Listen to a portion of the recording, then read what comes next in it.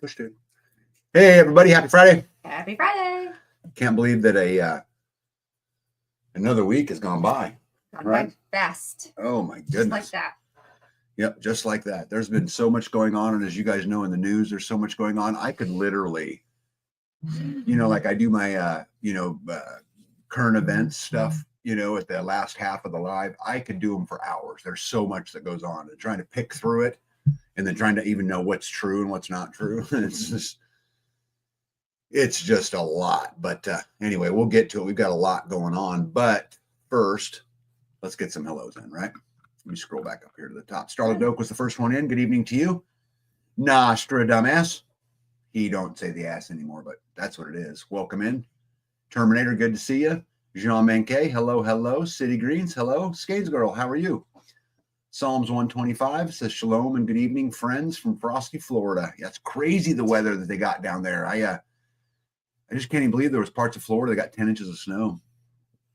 Jane, good evening to you. That's a record for them, right? Yeah, I think the what I read was 3 inches at the place that I was reading. 3 inches was what the greatest they had on record before, and they got 10 inches. But instigators in the house said, I'm going to be good tonight. I'm going to be good tonight. I'm going to be faking it till I make it. We don't want you to, we don't want you to be good. Don't change who you are. Yeah. Hey, Seuss, welcome. Good to see you. Stan Guthrie, hello, hello. Hey, my buddy Gypsy's in the house, says, hey, everybody, on our way back from Topeka, ate at Golden Corral, celebrated my birthday late. Well, good Happy for you. Birthday. I'm just glad you got out, right? We don't want you to turn into a hermit. Let's see here. I got that one. Carrie Davis says, what a week. Boy, Carrie, aren't you right? And there is no live. You can't have a live without a pack rat. without a pack rat. Redneck, how are you, my friend? LJC, good to see you. Paradise Stanley, one step closer is in the house. Good to see you. Put it all together now.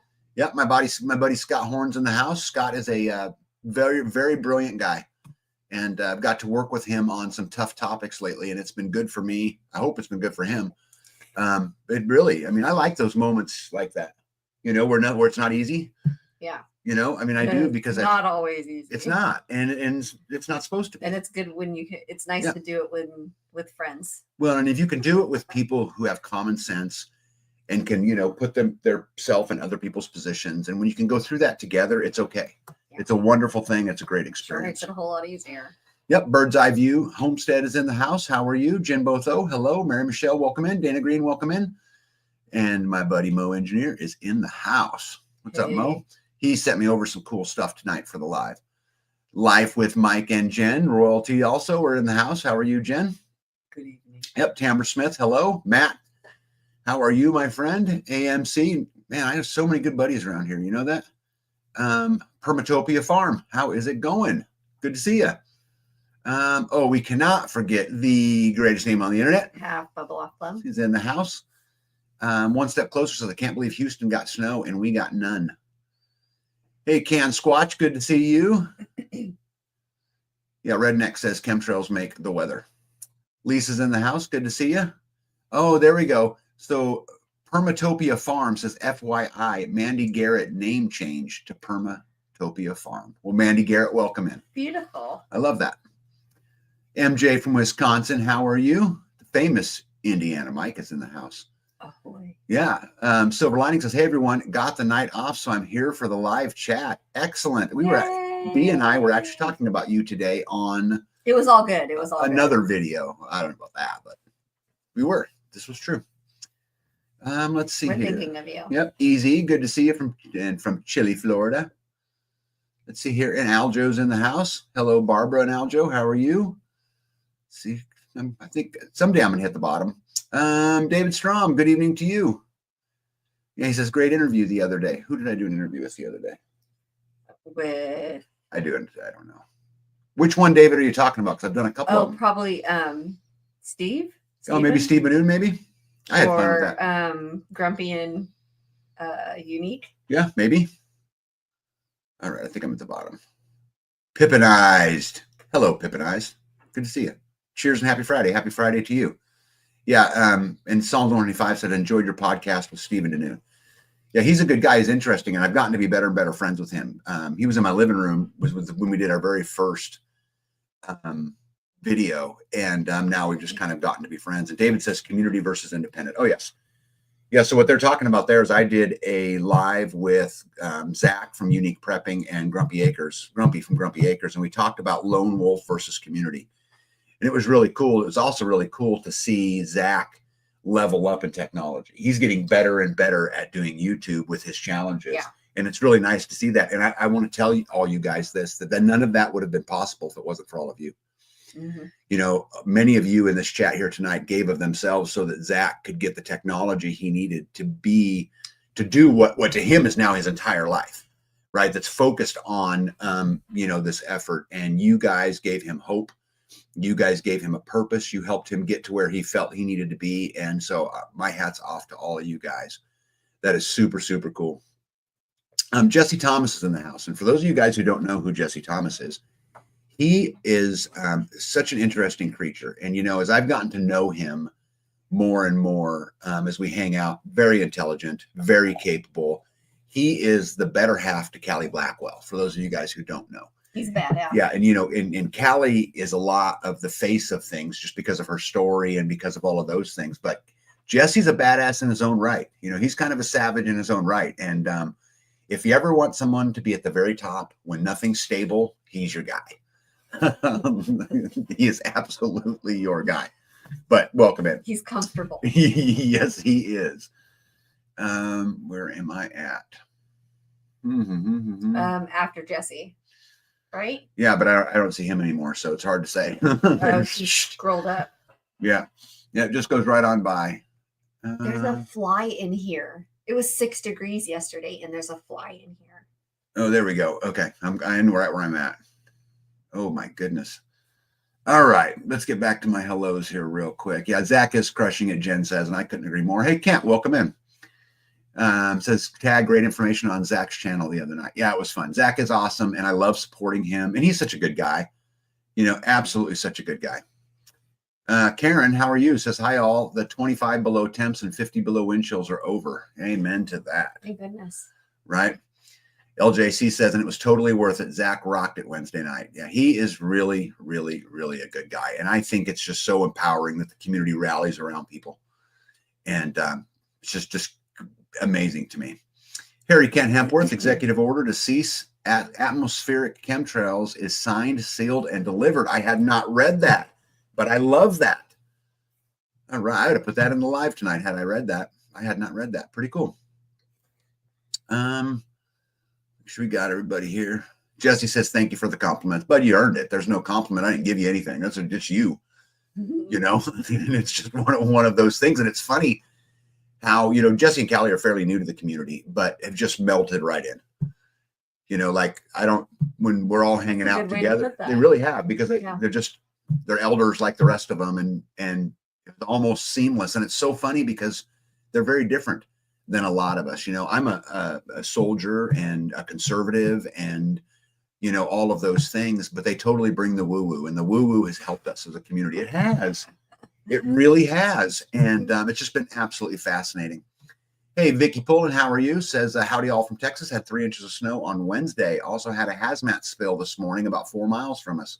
Sulfur dioxide. Oh my God. We were just outside of the evacuation zone.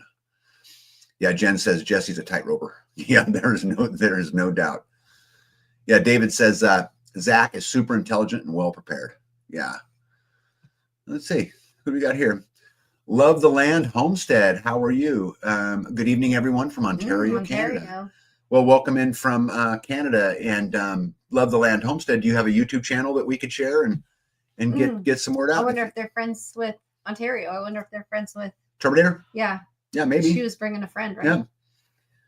Yeah. Manny Garrett says, B, love your outfit. Looks nice, comfy, and toasty. Thank you. Yes. Yeah, all good stuff.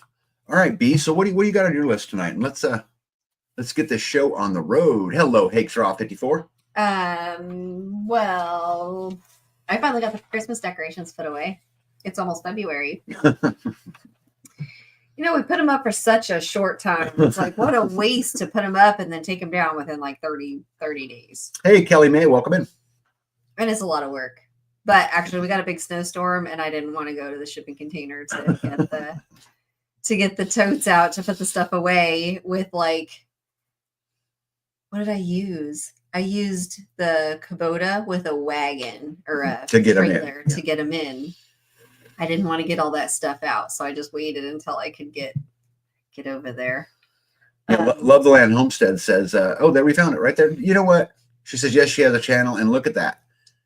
Just like that. Jen, beat to the punch. I'll leave this up here just a little bit as B talks.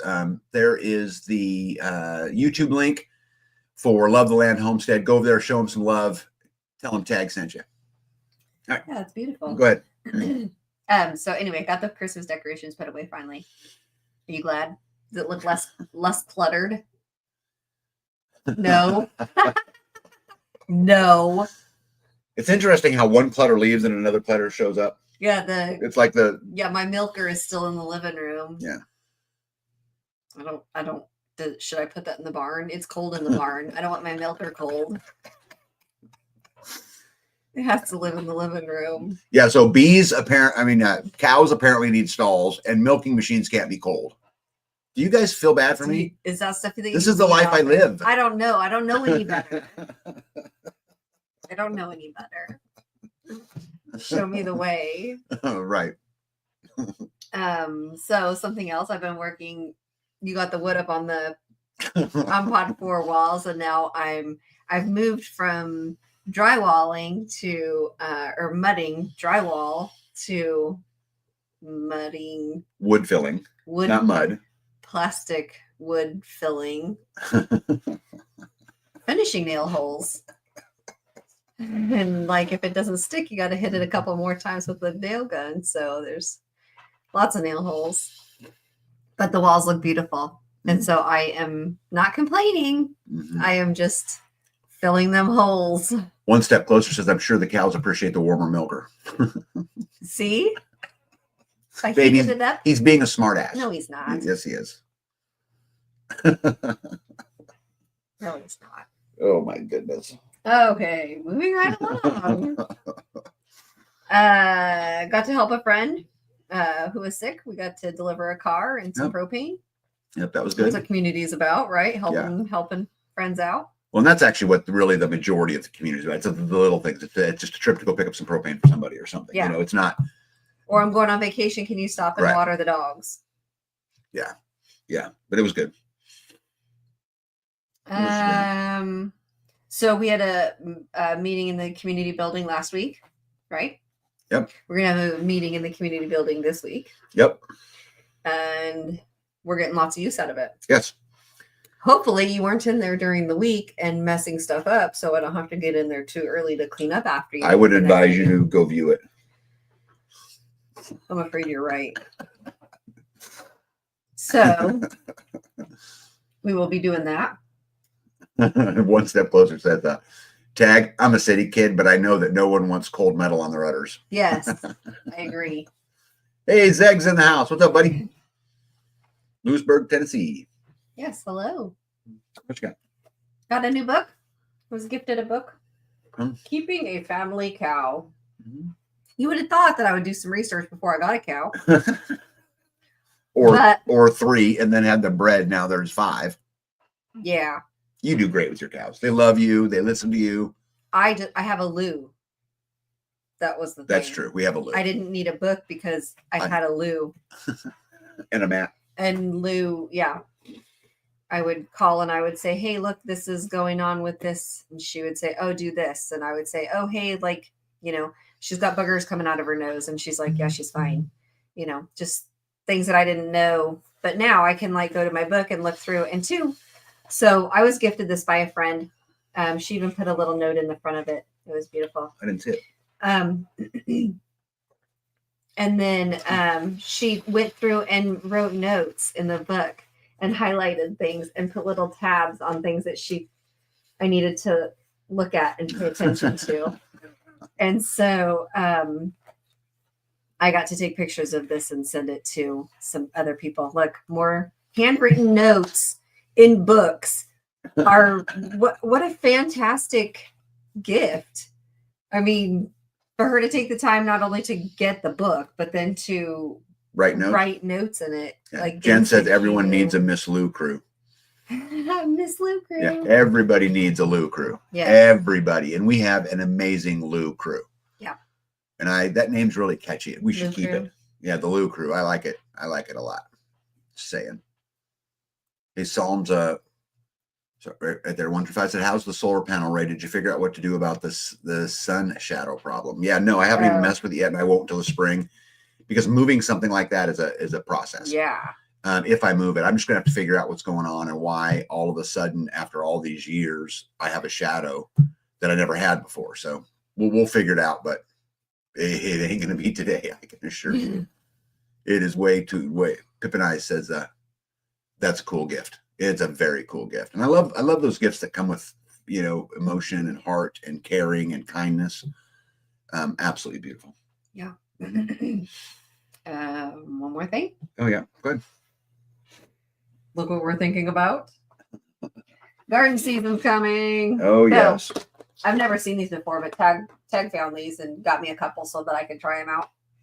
When you start seeds, this is a harder plastic, but when you start seeds, these trays, you have to poke the plant out, and then a lot of times the tray crumbles. Or I have a tiny little shovel. I have one. I had two, but one got lost that fits into these, and I would use that to scoop out the plant, but sometimes that would break the bottom of the root off if you didn't get all the way down to the bottom. So these are like a ice cube tray. These little silicone bottoms help you to be able to push the plant out. Hopefully, I mean, it makes sense. We'll see how it works. They didn't come with a lid on top of them, but great news is two of these stacked side by side, the regular size lid, the 72 cell lid covers fit on them. So we're going to try them out. We're talking about gardening already. So yeah, which is exciting. Spring is just around the corner. Yeah. And you gotta start thinking about the seasons coming up. In order to be ahead of the game, you have to start working on them. Yeah, I wanted to welcome Rhonda in and Northern Girl Hobbies in. Welcome in. Hey, One Step Closer says, yep, I need to place my seed order. Hey, for any of you guys out there wanting to order seeds, I really want you to encourage you to go look at the Buffalo Seed Company. They're a local company, very like-minded. They're out of Kansas City, so not far from us. But they grow bio-regionally adapted seeds that, there is no GMOs. There is none of that stuff. They handle everything.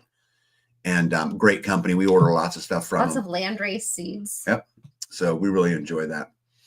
Let me see here. I think I had a comment in here I wanted to talk about. Must have missed it, maybe. Yeah.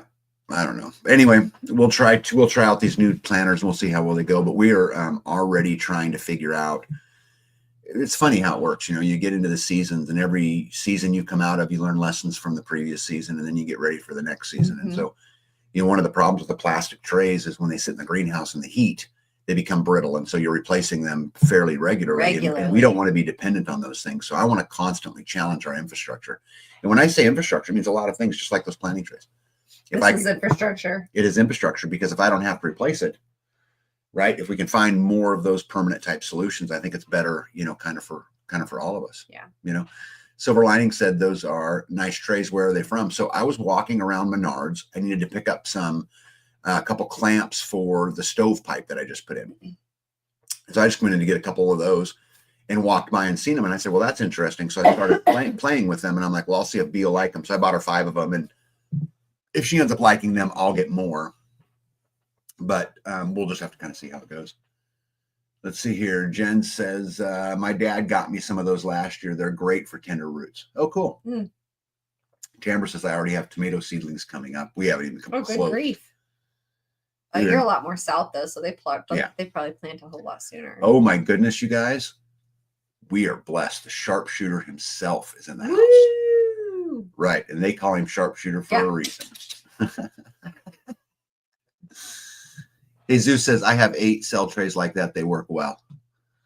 Yep. Skins Girl says, I have sweet potato slips because mine started sprouting and I'm canning in between everything else. Oh, Yeah. that's a good idea. Yeah, there you go. Hey, Jen, thank you very much. So there's a link to the Buffalo Seed Company. They are a great company. They are like-minded. I would consider them on the outer edge, the outer parts of our community, because they live a little bit further away, but they're really good people.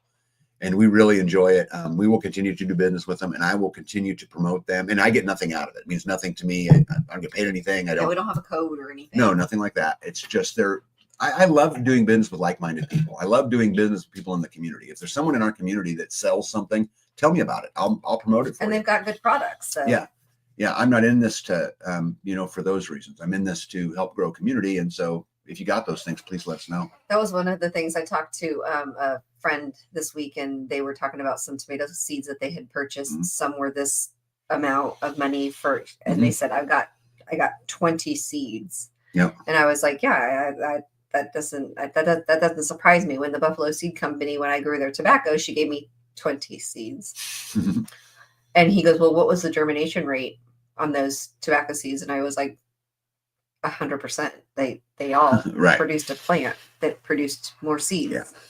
Yeah, they're a great place to do business. We will keep doing it. Half Bubble Off Plum said, make soil blocks.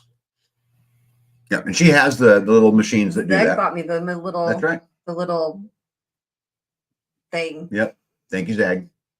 Thank you, Zag. Yeah, that's right. Oh my goodness, this live is just full of super famous people. Look at this. American Roots Farm is in the house. Ooh. Yep. Hi, Freedom Friends. Yeah, we were American Roots. We were just talking about you. Just talking about you. All good. Yeah. Let's see here. Yep. Northern Girl Hobby says best way to do it, Tag. Support your peeps that are like-minded. That's right. And I'm going to do it. And again, if anybody is out there selling anything, tell me. And I'll be happy to give it a plug. And if someone finds value in it, they'll go knock that out, right? Let's see here.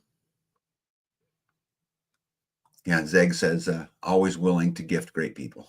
Thank you. Yeah, B uses it. We're always trying new things. And I think that's one of the great things about homesteading. Well, there's many great things. But one of them is you get to constantly evolve what you do. And you get to constantly try to take it to the next level. And I do it a lot. This year, I'm going to really try to tackle our water systems and get them to a whole nother level, even though a lot of people tell me that, man, you got really cool water systems. But I can see places to make it that much better, that much easier. And so, we'll continue to do that. I had very interestingly 3 people today and 2 people yesterday contact me wanting to know information about our community. And so I did 2 video calls today. I have one more scheduled on Monday. And then I think I'll have one tomorrow and one Monday still left. So to do it, it's so interesting to listen to, people talk about, how they dream of, community, and they dream of homesteading and those kind of things. And I want to share some things with you guys tonight based on some of the questions that they asked us, which B got to do part of it with me, right? What was your experience? Did you enjoy it? Yeah. Because she don't normally, but I have a couple times. Yeah, a couple times, but normally you don't. Normally I don't. Yeah. Normally I'm doing something else. Yeah.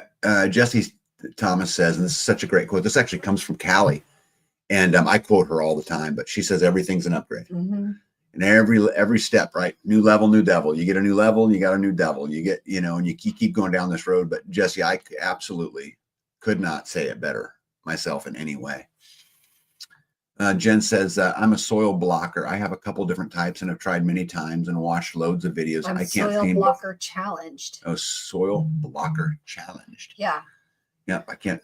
I've had difficulty trying to get the consistency right to get it to pack in there. It is an art. Yeah, but here's the good news. If you and I can give you some just absolute great advice. And I hope Mario's sitting there listening when I tell you this. You know what a great way to level up and get better and better about that stuff is surround yourself with like-minded people. Yeah. Right? Yeah. Yep. Northern Girl Hobby says to American Roots, I'll check out a video or 2 later. Yeah, American Roots is a great channel. And, they do a much better job of documenting their homesteading process than I do. And they do a great job. If you guys haven't subscribed, make sure you go over there and follow their journey. We're together quite often. I'm in a lot of their videos. They're in a lot of my videos. because we hang out all the time. We're always doing some kind of work, but Shenanigans, not work. Yeah. Instigator says tag getting all infamous. Yeah, infamous. That's the right word. Let's see here. Stan says, I took Matt Power's permaculture course, but not his soil classes.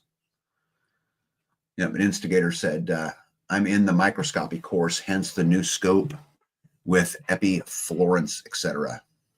Let's see here. I try to skip through when they're talking to each other and just talk about the actual comments that are made, but I miss them quite often. Anyway, so we did these conference calls. One, I talked to 3 separate people. So I did a video call with one, and then I got back on a call with her and 2 others today, and they're all basically from Florida, and they're just looking for something different. And so they asked me questions like, what makes it hard, and what do you like about it, and how does the community work, and not everybody asked these questions, but again, I did several of them today. And so B and I thought, if you guys wouldn't mind, that we could talk a little bit about what makes it hard and why living this lifestyle is hard. And so I asked B prior to the live to write down 5 things that makes living this lifestyle hard, and that I would write down 5, and then we could have a conversation about them. And then next week we'll talk about why we do it anyway. Right? Why do we continue to do it if all of this stuff, if it's so hard, why do we do it? And so I thought we would start with the not negative, just the challenges, what makes this life, the way it is, and then kind of progress from there. And so B, why don't you start us off? What do you think one of your 5, not necessarily no, but just number 1, just what would you have first on your list? That makes this life hard. I put poor harvest. Like, you think you're going to grow some seeds, or you think you're going to take some seeds and put them out and they're going to grow, and I'm just going to grow my own food. Yeah, I've already got the seeds. And then you learn things like my very first year. Excuse me. Hey, Nitos, welcome in. How are you, my friend? Go ahead, sorry. My very first year of gardening, I went and I had some weeds coming up. And so I went and bought a gallon jug of this stuff that said safe for vegetable gardens. And I sprayed everything thinking that it would just kill the weeds. And it killed everything. And I came out 5 days later, and I was going, I don't understand. Everything that I had sprayed was dead. That was a lot of years ago. Remember that? Yeah, it was a long time ago. I was like, no. How many years ago was that? Well, that was 2009. Yeah, so 8, 9. No, because that was when we sold the house, and so it was 2006 or something. Yeah. Anyway. Well, I think the challenge of the harvest is you have to kind of plant with the idea that you're going to lose 30% always. Because to pests, to weather, to too much sun, not enough sun, too much water, not enough water. Yeah. But but not just that, but one year, let's say you'll plant cabbage. Yeah. And you'll just get infested with cabbage bugs. Worms, yeah. And then the next year you'll plant cabbage and won't have any. Yeah. And so because we're not going to spray it with anything because you've learned your lesson, right? You just go and B spends hours hand picking bugs off her plants. Oh yeah. And it's just tending to them always, right? Putting some milk on them, or putting. Yeah. How many fruit trees you planted that died? A lot. Yeah. Yeah. Oh, Karen says, oops. Oh, you moved? Yep. Sorry. They moved right past. Karen says, over 500 miles from you guys, trying to build community here. Told a store clerk 101 days to gardening season. She's looking forward to starting her first garden. Oh, good for you. I told her I save seeds and we'll share. Good for you. We need community everywhere. Absolutely everywhere. And you made a friend. Yeah. That's beautiful. Carrie goes, so community's like a garden. It is. It is 100%. Yep. And if one of these days I could do a video on my top 5 things why building community is bad. But I could also do the top 100 why it's great. So, yeah. So anyway, back to your harvest. Was the harvest, just poor harvest. Yeah. You think that? How many fruit trees you killed? Did you A answer? lot. No, I mean, I don't know the count, but Yeah. A lot. over half Yeah. easily. Yeah. Which is kind of embarrassing. Yeah. Oh, I love this. Jen says, if you're not killing plants, you're not practicing. That's actually true because you're trying to evolve your processes all the time. Yeah. And you're trying to get better at it, you know? And you're like, what is wrong with that soil? Nothing will grow in it. And then you're like, oh. Yeah. Oh, I figured it out. Yeah. Yeah, that's concrete. It's not soil. Uh-huh. All right. So number one I had on my list was the heavy time commitment. Because I'm telling you, I never have time. You get up in the morning and you go to work and you work all day. And then when the sun goes down, you try to get some food in you. You try to have, 20 minutes of good conversation with your spouse so that they remember you're there. And, it's bouncing from one thing to another. Like literally I get up, I get in my truck, go do this. And then when I get back, I have to go do this. And then I have to go do this. And it's just like this all day long. Because we're in building mode? No, not really. I think it's that we've been in when have we not been in building mode? Because we bought raw land. I understand, but I'm saying you get done building your house and you're building a barn, and you get done building a barn and you're building a fence, and you get done building a fence and you're building a pond, and you get done, I don't know. And maybe some of you more experienced homesteaders, we out there who've been doing it a long, long time can tell me, do you ever stop building? Ever? Like is one barn enough? Is 4 barns enough? Yeah, American Roots says, one of the challenges, you wear every single hat on the homestead. You are the contractor, the plumber, the electrician, the gardener, the animal caretaker, the cook, etc. But you're always learning. Yeah, this has actually made my list, American Roots, right here. Did it? Yeah, you did. Yep. Yeah. So it absolutely is a challenge for me. And just trying to get time to get to everything, which puts you in a position, or puts me in a position to have to prioritize everything. So I need these 10 things done, but what's the most important one? Because the chances of me getting to all 10 aren't good. Yeah.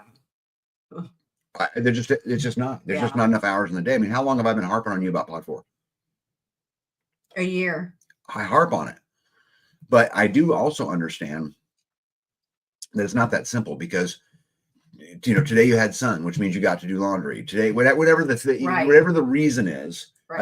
I've got dinner to cook. Well, cooking dinner around this house is not a simple ordeal. It's not a microwave. No, you gotta Right. We cook on wood.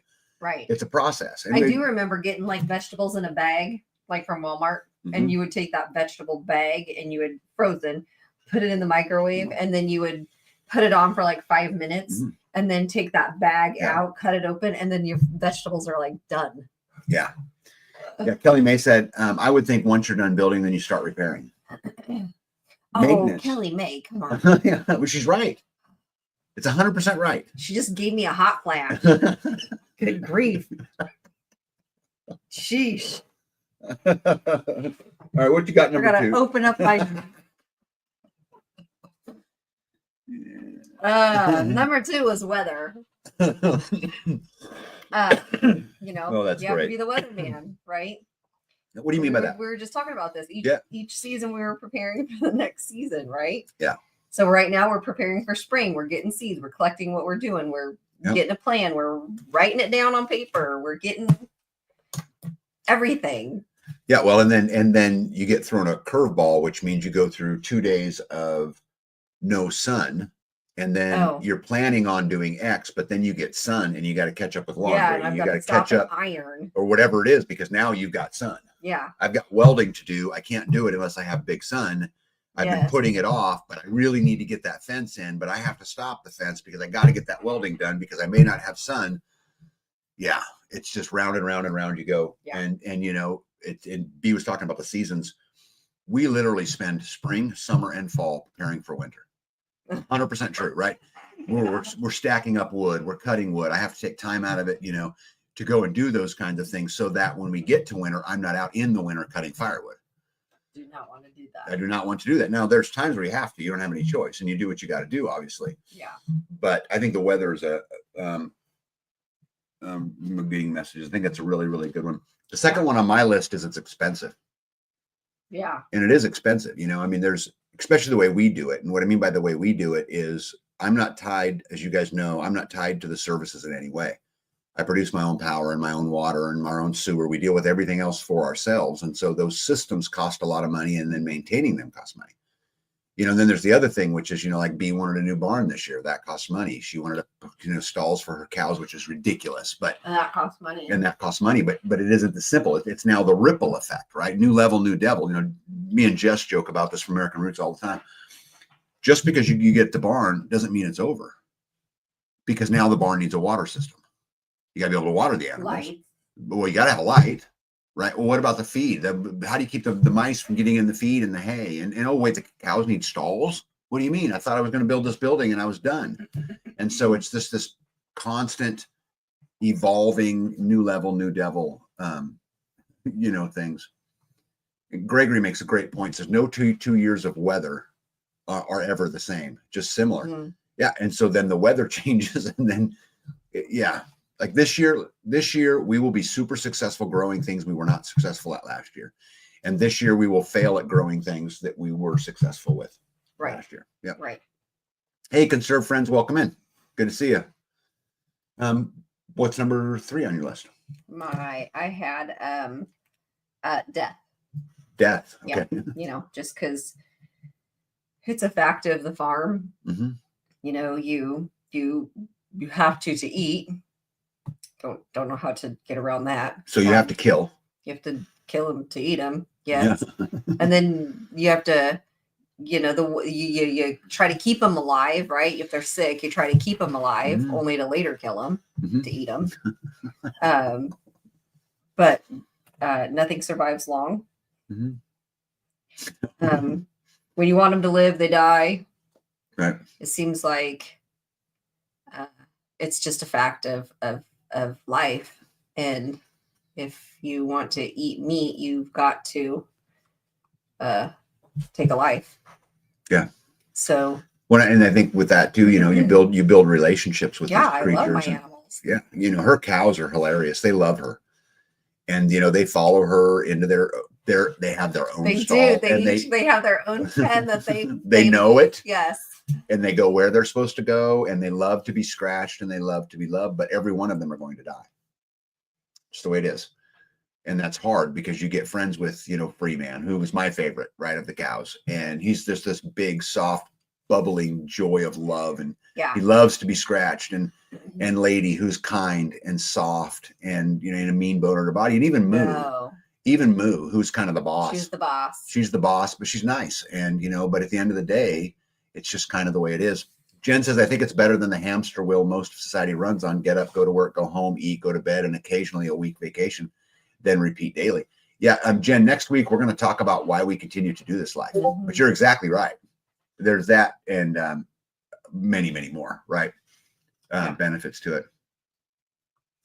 This is a really good point. I've heard this before. Northern Girl Hobby says, don't name them. It makes it easier. See, I don't know that I agree with this, because the way I kind of view it is, because we have made the deal that they're going to give their life for me and for my family, I want to give them the very best life I can give them. I want to love them. It's kind of like a dog that you have to put down a little bit, in that it sucks that I have to put it down, but I'm going to do it because it's my job, and I owe it to them that they don't, die in the hands of a cold table somewhere. And it's like the deal that we made. And so I don't know. How do you feel about that? Because I get the point. Don't name it will make it easier. But does that then take something away because they never got to experience that relationship? No, because even like when we took Cowboy, I called Cowboy 309.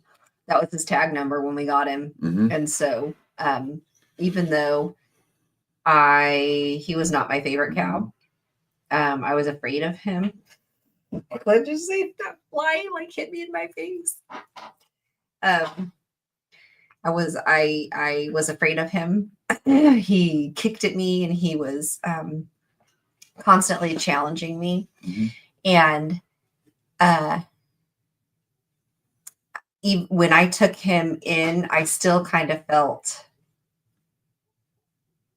sad, I guess. But that's how it is. I'm a meat eater, so it has to come. I would rather me raise it here, name it, love it, scratch it, feed it what I want it to eat, and then take it in and know where my food has come from, in my opinion. Yeah, David says, how in the world do you keep all this stuff in your head? I don't know.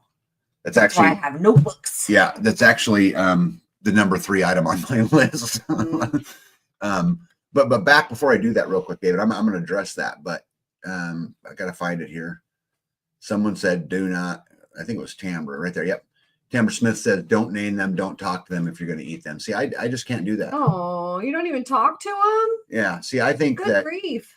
I think watching that cow bow its head, wrap its head around my leg, love on me. I mean, I don't know. I mean, I think that's given them just the best quality of life, and they're less stressed, and they're, it's funny. You walk out to our cows, they'll walk right up to you and they'll brush on you and they'll love on you. And I don't know. I think it's about, because they're going to give me their life. I think giving them the absolute best experience I can give them is the right plan for our homestead. Not to suggest that it's right. It's not right for everybody. Not right for everybody, but I think that is in the end. I don't know if I can have an animal and not talk to it. Yeah. Zeg says, Tag, that's why you breed them. Why you breed them, their offspring is the next generation. 100%. But you just got to know that every one of them is going to die at some point, right? Yep. Jen says, way less stress hormones in the meat than industrial operations. Yeah, the meat's great. I have no problem eating it. I actually don't have any problem with them dying because I know I fulfilled my end of the deal. And that's just how I look at it, just like putting a dog down. I know that when I go do that deed, that I gave him the best life I could give him. All right. It was your dog. Yeah, I loved them. It. That's right. He loved you. Yep. But you owe it to that dog to be that person. Yep. And it's just kind of my job, and they fulfilled their deal. They're filling my freezer, and I fulfilled my deal by providing the best life I could provide. I know, like my dad couldn't, when we had our family house dog, he couldn't put him to sleep. He couldn't put her to sleep. He took him in, and then he said that was awful because she knew, like, when he carried her in there, she was all like, I don't want to be here. Yeah. And he was like, I shouldn't have done that. Yeah, no, I wouldn't. And I'm not knocking anybody that does it. I would never take one of my animals I love to a vet to be put down because it's cold.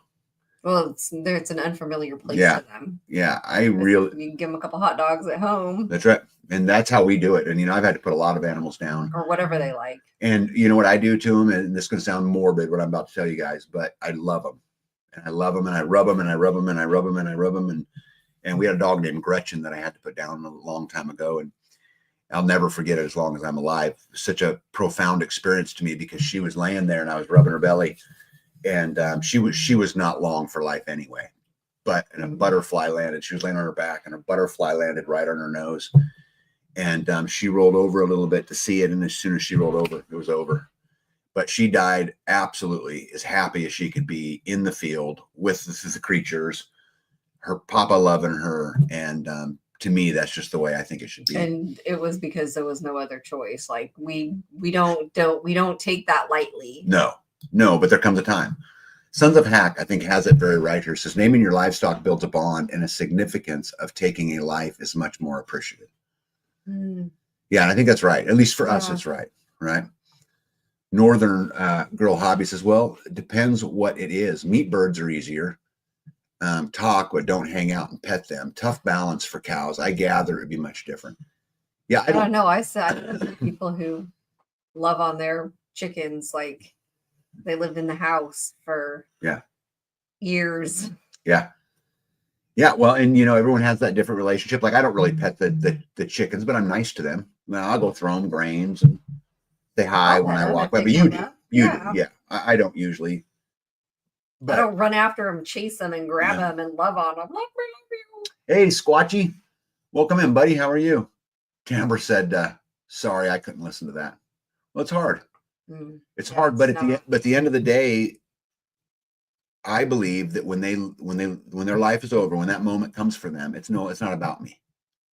And it's not about how I feel, it's about how they feel. And it's about creating the best experience I can because I know it sucks. But I'm going to do it anyway. And I've had many of animals that have been to that spot, and I just absolutely refuse to let a stranger do it. Like, it's like, to me, it's chickening out or something. I don't know. I just view it like I have this, like I owe it to them. I didn't know any other way before I met you, because that's what my parents just took them to the vet. And then the last one, my dad was just like, well, I mean, our house pets though, we had for like 17 years, that dog. So when he did that, he was just like, I can't believe I did that. I will never do that again. Yeah. Yeah. Well, it's hard. And I'm not knocking anybody who does it different, because I understand it's a hard situation. Right. I'm just telling you, for me, when I got that animal, whether it was a puppy, a kitty, whether it was a cow or a horse or whatever it is, I made a contract that day that I would give it the very best life I could give it. I wouldn't abuse it. It wouldn't be neglected. It would have its needs met. Oh, but you would go without eating a meal just to feed our dog. I would. I'm like, oh, would you see that? Mm-hmm. I caught it in my freaking hand. Did you guys see that? Bee just caught a fly out of the air. A fly. And it's 16 degrees outside. I sure did. Oh, grasshopper. Hey, Glenn. Hit me in the face twice. Hey, Glenn, welcome in. Hey, I think Squatchy said it really, really well. You know, we're giving dominion over them. And I know this is a hard topic, but at the end of the day, it is part of homesteading. And if you can't deal with death, it's not the right life for you, because you're going to waterboard a chicken to death. By accident. I know. A hawk's going to get him. I was helping. You know, there's all kinds of things that's going to happen along the way, and it's just part of it. Sons of Hack says, give them a good life. Thank them for their meat and the experience with them. Like, perfectly said. Absolutely perfectly said. Let's see here. Instigator says, the separation of our culture from the realities of life and death is part of the problem in Western and other advanced societies. Yeah. Yep. Hakesra says, my kind of pet and replacement for a watchdog will be a mountain lion. Yep. Yeah, Kelly May said, I told you she was super bee. She is super bee. Don't mess with bee. She's quick. Yeah, and this is coming from Silver Lining, who's come out here and killed animals with us. So, yeah. So I'd seen Silver Lining, you guys, one day find a nest of baby mice and then go hand feed them to the chickens. Yeah, so you talk about savage. Silver Lining is a savage. They right? loved them. Yeah. Life, Mike and Jen. Jen says, just don't go Callie on your goats.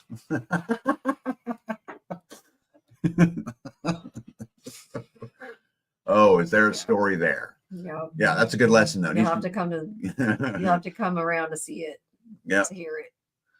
I grew up on a farm. No matter how much mom wanted to keep us girls away from it, I still got involved because I wanted to know the process. I help our guy that comes out. I owe it to the animal. Yep. The day, a quick prayer of thanks and health before we do the thing. Yeah, my vet gave my dog a shot to slowly fall asleep. I held her in my lap, petted her, and talked to her. Aw. Once fully asleep, I pressed a button to buzz the vet. She came in and gave the dog the lethal injection. Yeah, so if you got to have a vet do it, this is how you do it. Right? So that what they know is what they love. And, you know, animals aren't like humans. They're honest. And, you know, they're committed, and they're fully committed. And so, Karen, I salute you. If you're going to do it, that's the way to do it. You see, Gregory says, we are to be the best caretakers possible. Yep. Northern Girls Hobby says chickens love mice. Yep. And Silver Lining said, I forgot about that. Yeah, I didn't. I wish I'd have got it on video, watching you walk over there hand feeding them baby mice. But yeah, she did, man. She would have been scared of them. No. Give me that. I'll do that. No, she gets in there. Yep. So that's pretty nice. Okay. Next one on my list was there's a lot to learn. And I think to Jess from American Roots point earlier that you got to be the plumber and the electrician. And, you know, you just got to do it all. You take care of the animals and oh, hey, here's the other thing, by the way, you can't neglect your family in the middle of it. Right. You still got to be a wife. You still got to be a husband. You still got to be a father. You know, you still got to be a mother. You still got to do all of those things. You just added that whole other part. Right. Oh, Tulip Little Angel. First of all, welcome in. I love this. No one escapes harvest day. Yep. Oh, right. Yep. Absolutely. Absolutely true. Hakeshaw says, my uncle raised sheep, and as a kid, we picked out a lamb for a pet. Yeah. So yeah, anyway, there's a lot to learn. And I'm always trying to challenge it. There's guys, when I started this journey, I knew nothing about solar. Right. I didn't know anything about how I make the water systems work. I didn't know them, but what I did know is that I could do it if I just put my mind to it. And that in the end, once I figured it out, it would be easy. And there's not a single process I've done from building this house to the water system, to the solar system, to, the sewer, to none of it that was hard. Once I understood what to do. You can do it. Well, the hard part's just not knowing, but the Right. actual act of doing it is Right. not hard. Right. Once you figure it out, it's like, oh, really? It's like the water system to me was the most intimidating for me. Like, how do I get rainwater and well water and pond water all to merge and be able to go to different places? And how do I do this? And it was so intimidating. And I like drug my feet. And then when I got done, I'm like, Tag, you're just so stupid. You spent more time dragging your feet. You should have just went and did it and learned, taking your lumps and got through it, because it really wasn't, But sometimes you don't know where to start. And so when you have somebody who's done it before, you could ask questions. Yeah. Or, well, sometimes people watch YouTube videos or whatever. Yeah. David says, how much has YouTube helped with the learning curve? Some. Yeah, because we do some investing on it. But David, the truth is, I just go do it.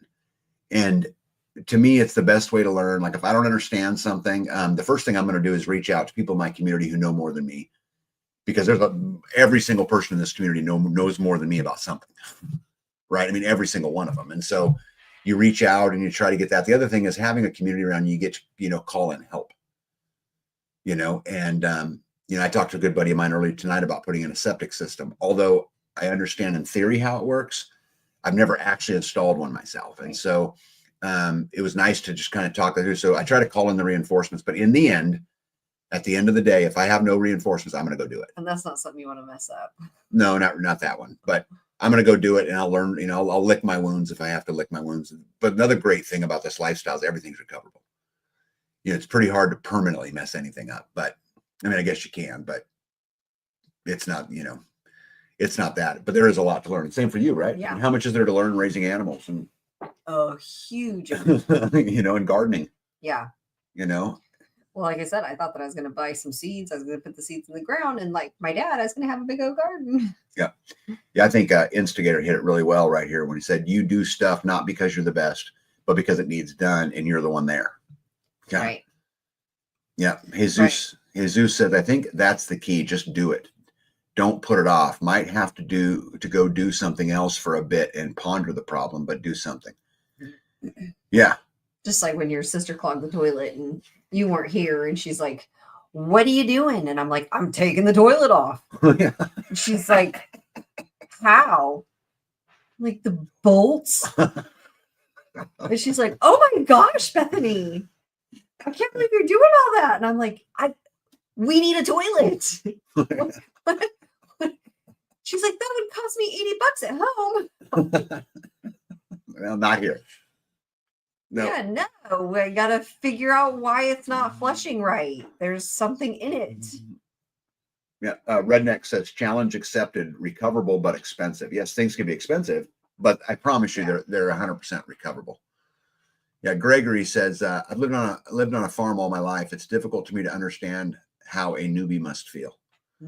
It's a lot to learn. I mean, think, Gregory, how much have you learned over the course of your life about farming and about living that life?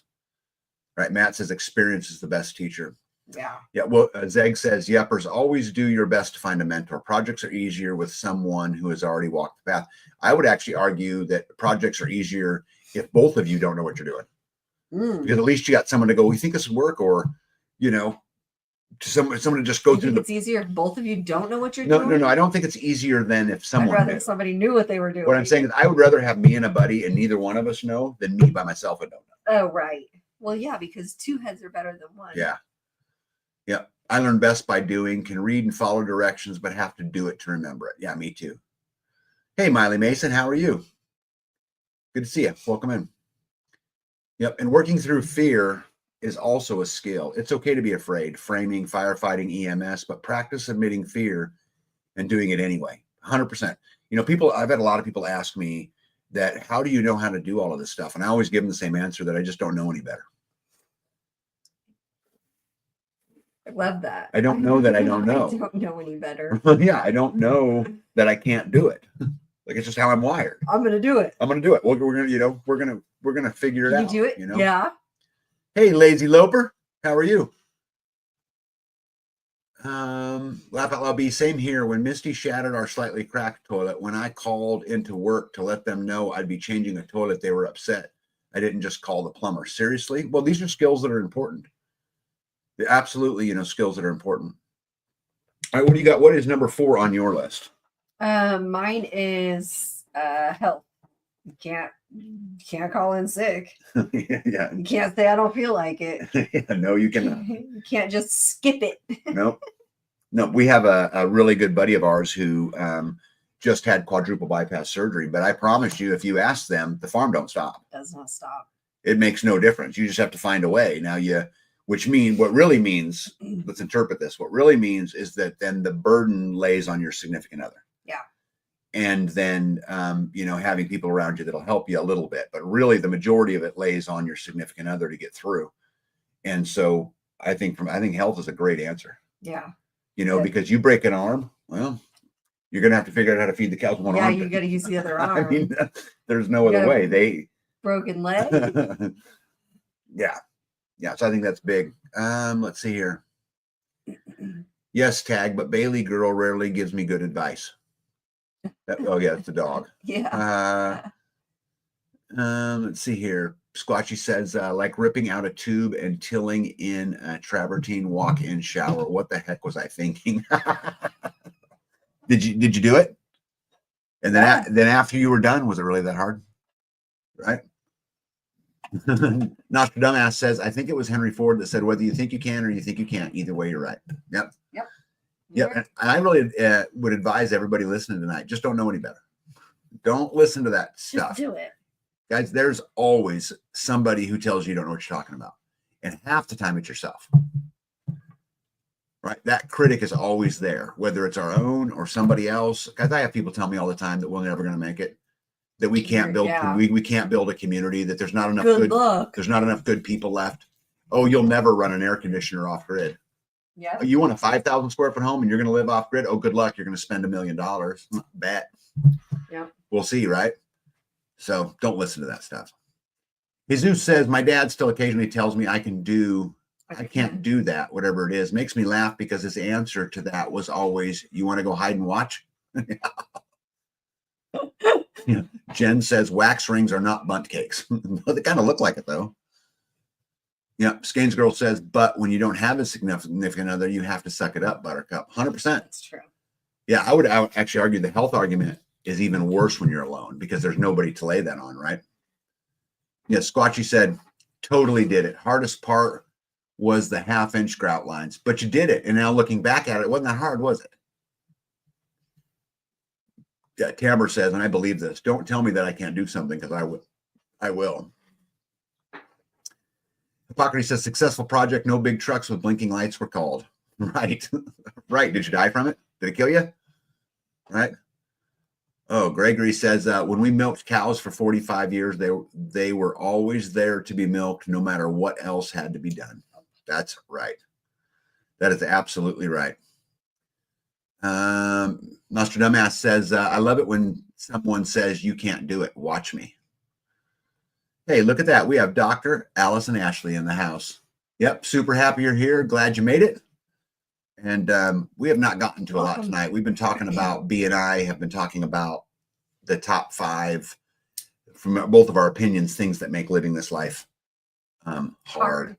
Yep. Jen says, hold my kombucha, challenge accepted. Yep. That's awesome. Okay. For me, number 4 on my list was it's hard to make money, but it's also hard to get away. And so, like, I'm pretty good at making money, but I have to be gone. I can't do it on the farm. But yet, I can't get away because this needs done, this needs done, this needs done, this needs done, this needs done. And I know there's a lot of homesteaders, and specifically in our community, who live this right here. I got to go to work because I got to pay for it. But if I got to go to work and pay for it, I'm not on the farm building my freedom life that someday I won't have to be tied to the system anymore. Right. And it's this Like a incredible, means to an end. it's incredible juggling act, right? I could walk away from it all and live a more meager existence, or I could keep doing it and say 5 more years I'll get to it, because by the time 5 more years come, I'll have this extra infrastructure put in. Is it worth it? You know, and you just go in this, just this round and round and round and round, you know, circle of, it's hard to make money being on the farm. Now, there might be some of you superstars out there that make a great life homesteading, but I'm going to tell you something. It's the biggest bill I have. It ain't even close. Homestead? Yeah. Yeah. By the time you count the animal feed, and by the time you count, I got to put fence up. I need fencing. By the time you count whatever, I need a pump, you know, yeah, I need batteries, whatever it is. Yeah. You know, it is quite the strain financially. Yeah. The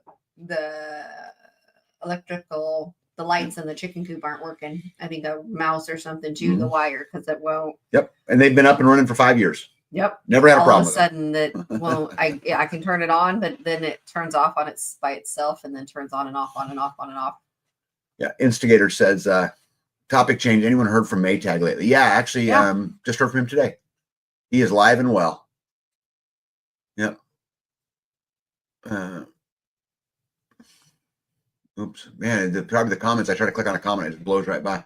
Northern Girl Hobby said our friends that raise cattle say the same thing. Yeah, it's a good existence. And again, right. Oh, Gregory hit it right on the head. We're going to catch that comment. What is the real price to be independent?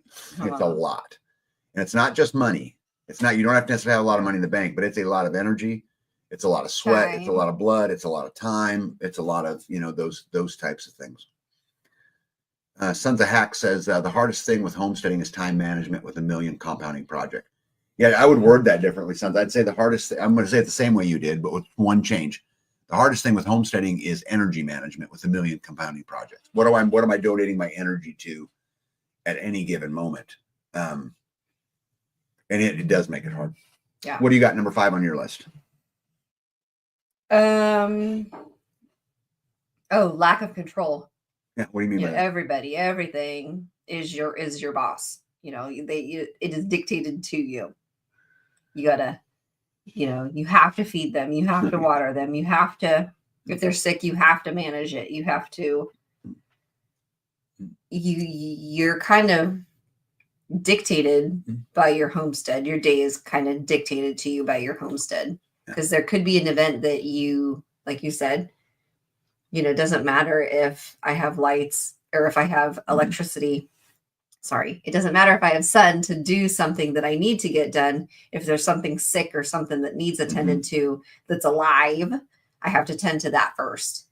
And then I can do ironing or washing or. Yeah, it's funny how the sun is your boss. Yeah. The weather's your boss. Yeah. The animals are your boss. Yeah. Your husband's your boss. Yeah. Kids are your boss. Yep. And, you know, it's funny. I'll share a story with you guys. You know, when I first got into business as a very, very young man in my 20s, I used to dream about being the boss, because I thought to myself, if I could just work hard enough, I could take it a little bit easier, because I'd be the boss and I'd be able to tell everybody what to do. And what lesson that I learned in that is that I had to work even harder, and that everybody else was my boss.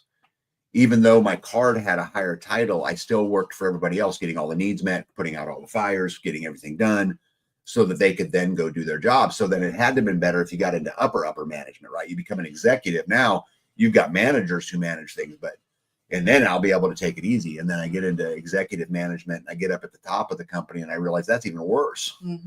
And so I only tell you guys this story because it's just like at a homestead. It's the exact same thing. You think that what you're going to do is go live this free life and, you know, lay in the daisies, but it ain't how it works. You know, it's you agree? Yeah. It's just not how it works. Yeah. Your number 5? Yeah. My number 5 is relationship strain. Strain. It's really, really easy when the suck is on, when things aren't going well for you, right? To attack the person you love the most. It's very easy. And we have to really resist the urge to do this, because guys, the suck's coming. And it's just is coming. There's no way around it. You know, in every system you put in, every time you get a little bit further in this life, there's a whole nother set of devils.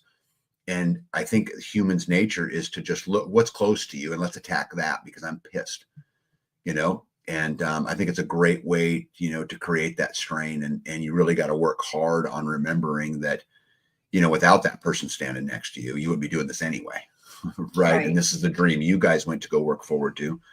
And it's okay that your opinions differ. You know, B, I promise you, if I ask B, what do you want me to do tomorrow? It'll be different than what you Then if I put a list of what I want to do tomorrow. Or what you think needs to or be what done. I think needs to be done, or what she thinks needs to be done.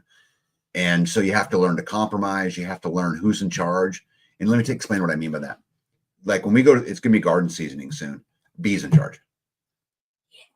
That's just what it is, right? So I'll do the labor. I'll move the dirt. I'll put up the trellises. I'll fix the fence. I'll whatever it is she needs done. I'll go get the plants. I'll go to the nursery. Whatever she's got lined up for her food forest this year, I'll go do all of that. But the truth is, I just kind of do what I'm told. And this might sound crazy to all of you guys out there.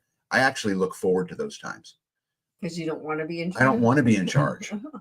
I don't, you know, I don't want to be. It's too much. You're like, I deliver it, done. Wash my hands, don't have to even, back to what I'm doing. I don't have to think about it. Yeah. I don't have the bandwidth to manage everything. And so it's really nice to be in those situations. But the flip side of that is also true. We get into projects. We're working in pod 4 right now. B will do whatever I ask her. Oh, sure. Because that's more, you know, kind of more my forte. But I really want to stress to people who are considering living a life like this, that relationship strain's a big one. And I'm telling you, you need each other. For those who have a significant other, you need each other. Respect them, love them with everything you've got in, have compromise, be willing to meet in the middle, and be able to be willing to walk away. You don't have to say something smart ass. You don't have to get the last word. It's okay. And sometimes also just be there when your significant other's having their moments. Maybe they're blaming you or whatever's going on. Maybe those things are happening. You know, be there for them at that time too and say, hey, it's okay. They don't mean it. They're just pissed. They're stressed. Yeah. Things aren't going well. I'm going to love you through this. You know, relationships aren't 50-50. I know you guys have heard people say this all the time. Sometimes it's 80-20. Right? Sometimes you just got to suck it up and, you know, and do your best for the other person, you know, when they're not at their best. And if I promise, for all relationships. Of course it is. Of course it is. 100% of the time. Yeah. With your boss, your neighbor. Yep.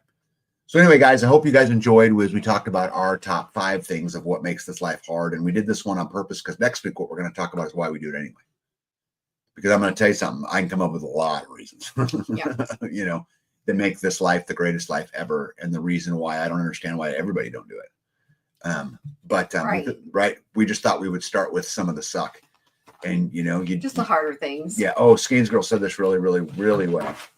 Says divorce is 50-50, but relationships aren't. Yep. Jen says patience and grace go a long way. I'm currently working on that.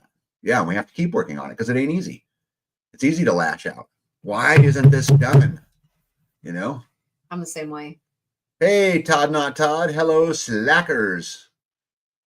Oh, I like this too. Gregory says each partner has their strengths. Embrace them and encourage them, right? Yeah, Nito says when it comes to building things, I take a back seat.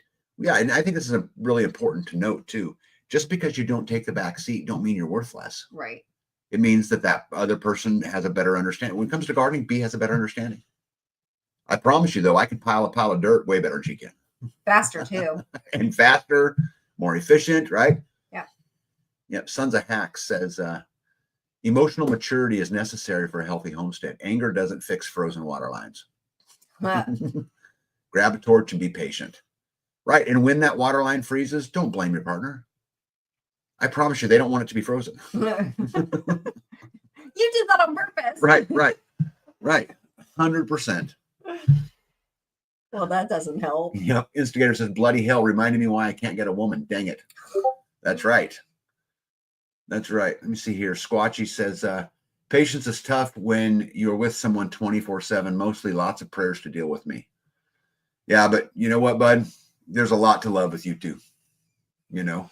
And I know that you and your beautiful bride love each other. And by the way, guys, you got to go. I think we highlighted their channel last week. Make sure we stay on top of that. But that's right. Yeah. But squashing, it does take a lot of patience. And you know, a lot of people don't know this because I don't ever comment it because I think talking negative about your spouse in public is a lack of character to other people. But B pisses me off. 100%. Right, and vice versa, I right? had no idea. Yeah. This is that cotton candy and rainbow and unicorn farts we always talk about, right? That bee lives in, you know. Well, it's But not like you walk around talking about how I mad don't. you are. I don't. I just assume it's a fine. Yep. Yep. And you know why? Life is good. You know why I don't? Because it don't make it any better. It won't change anything. Yeah. Right? Yeah. And if I can't change it, I'm going to try not to give energy to it. And so I actually spend my time trying to get over it. Okay, if I can't fix this, if I can't adjust this, if I can't, I've got to find another way. Now, there's negatives to that too, because some people would go to the term of I'm going to lower my standards, which you don't want. You know, that don't work out well in the end. But yeah, Squatchy says, I never piss off the lover. Yeah, probably smart. Good job. Yeah, Jen says, what? She's so cute and perfect. Guys, we all irritate each other. I'm telling you. She's talking about me. I know who she's talking about. Yeah, cute, yes. Perfect, no. I'm not perfect. Yeah, none of us are, right? Right. Yeah. Northern Girl Hobby says Alex pisses me off from time to time. Yeah, I know. Shh. All right, let's talk about what's going on around the homestead. But first, I wanted to point out to you guys one of our community members, an author, Aaron Kelly. I got a message from them today, and I did not know they were a published author. And so on Amazon, you can find a book called Tools and Equipment Inventory Log, which is basically a book where you can keep a log of your inventory and keep a log of what you're doing to your equipment and those kinds of things. So it's an empty book that you write in? Yeah, it's like a workbook. Okay. Yeah. And so I went and checked it out a little bit earlier and wanted to get on here and pump it out. And I don't know if one of the mods can find the link to this book on Amazon and post it in the chat. I would really appreciate that if you could do that. But it's called Tool and Equipment Inventory Log, a great way to keep track of your tools and equipment. Again, guys, this is one of our community members in the chat tonight. And you got to love those published authors, right? And so I wanted to make sure that I pumped it out there. And again, if one of the moderators will find that book on Amazon and post it, I'll leave the link up here from a little bit. But let's go support the people that support us. Let's support our community, right? If you have any need whatsoever for a tool or an equipment inventory log, go do business with them, right? It's nice and simple. So anyway, you guys go check it out. Let's go support community members, right? All right, let's get on to the homestead. Okay. Anybody guess what this is?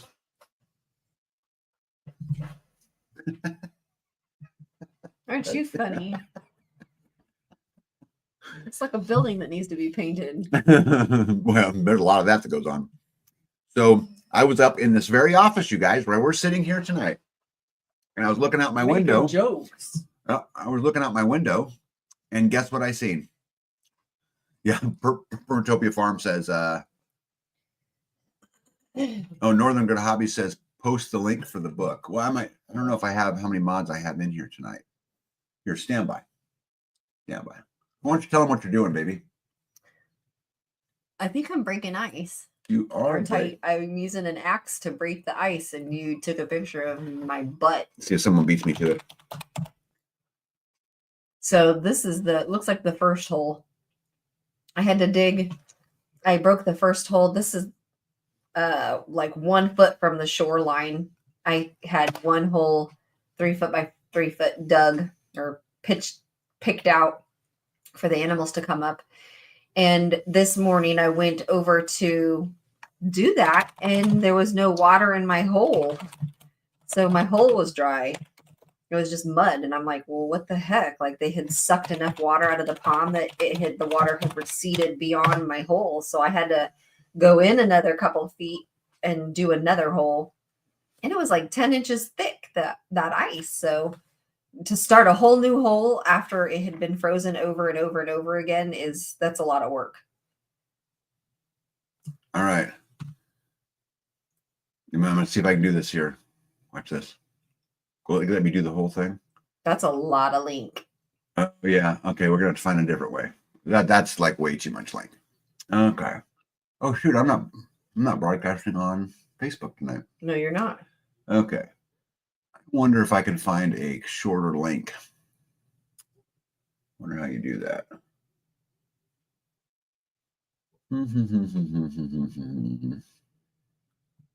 Someone's got to be smarter than me. What did you put here? Those American Roots. I just put the name of the book up. But I tried to put the link up there.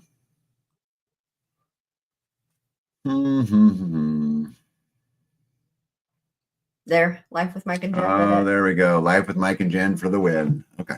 Thank you, Jen. Yep. So there's the link, you guys, right there. Life with Mike and Jen. Yep, right there. There you go. She's a smart lady. Hey, Karen, have a good night. Okay. So, yep. So this was B chopping ice while I was up in my heated room in my office working. And she's out there swinging the axe, popping a hole. But, I mean, the animal's got to have water. And so you either chop a hole in the ice for them or you carry buckets or you would, or both, right? Right. I did both. But I mean, at negative 16 degrees, the bucket water freezes pretty fast.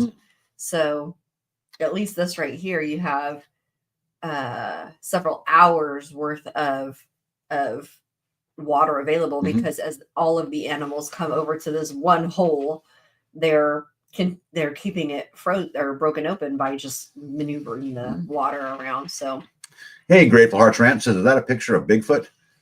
Big butt. Small foot, big butt.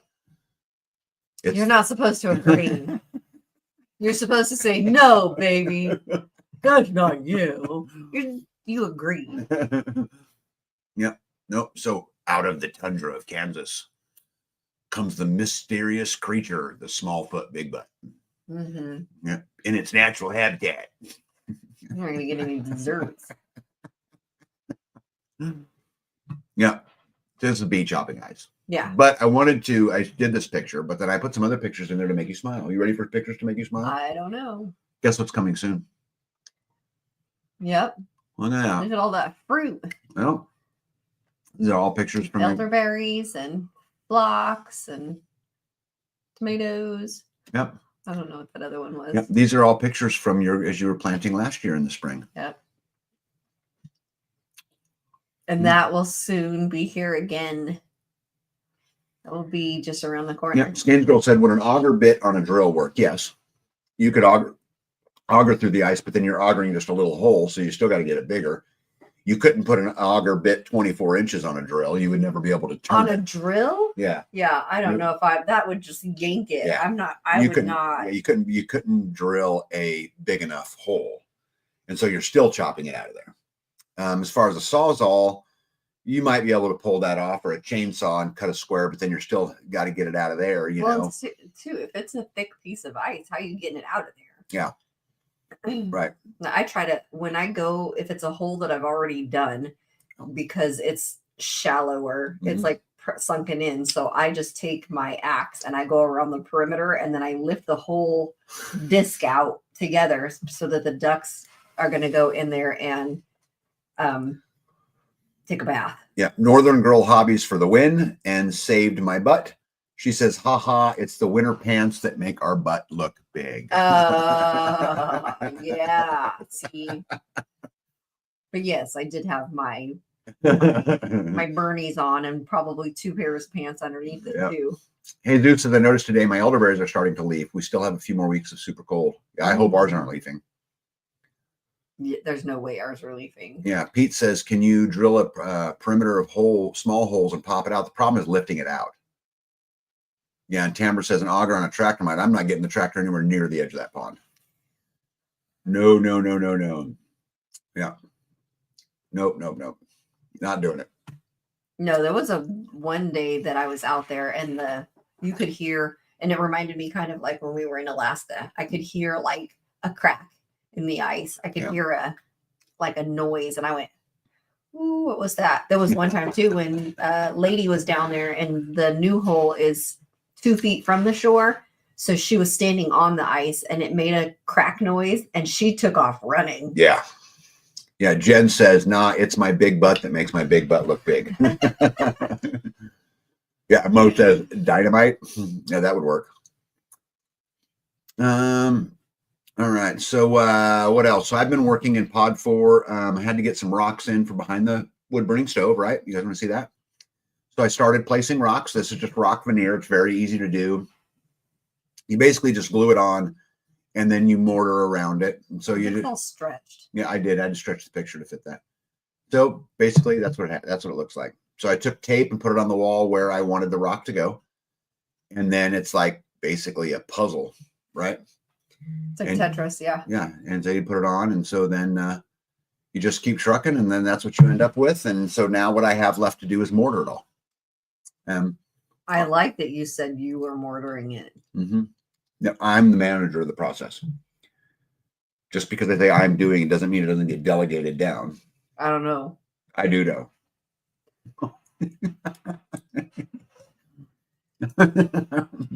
So this will be in our bedroom. We've been working on. And I get a lot of people who have asked when they've seen these pictures, why is it sitting up off the ground? Because I'm getting older. That's why. And I don't want to have to bend over as much. So I built a little pedestal with concrete to put it up off the ground. And that's what that'll I guess be. people do put it right on the ground, don't they? A lot of people do. Yeah, I don't. Gregory. Oops, sorry. Gregory says, how thick are the rocks? Tag. Oh, about 1.25 inches. Something like that. That saves you like $100 in piping by lifting it up. Probably. Wow, that's a tall man's wood stove. It's actually not all that tall. That's actually perfect at B's waist. So my waist is about at the top of that stove, but I'm a big guy, so. Yep.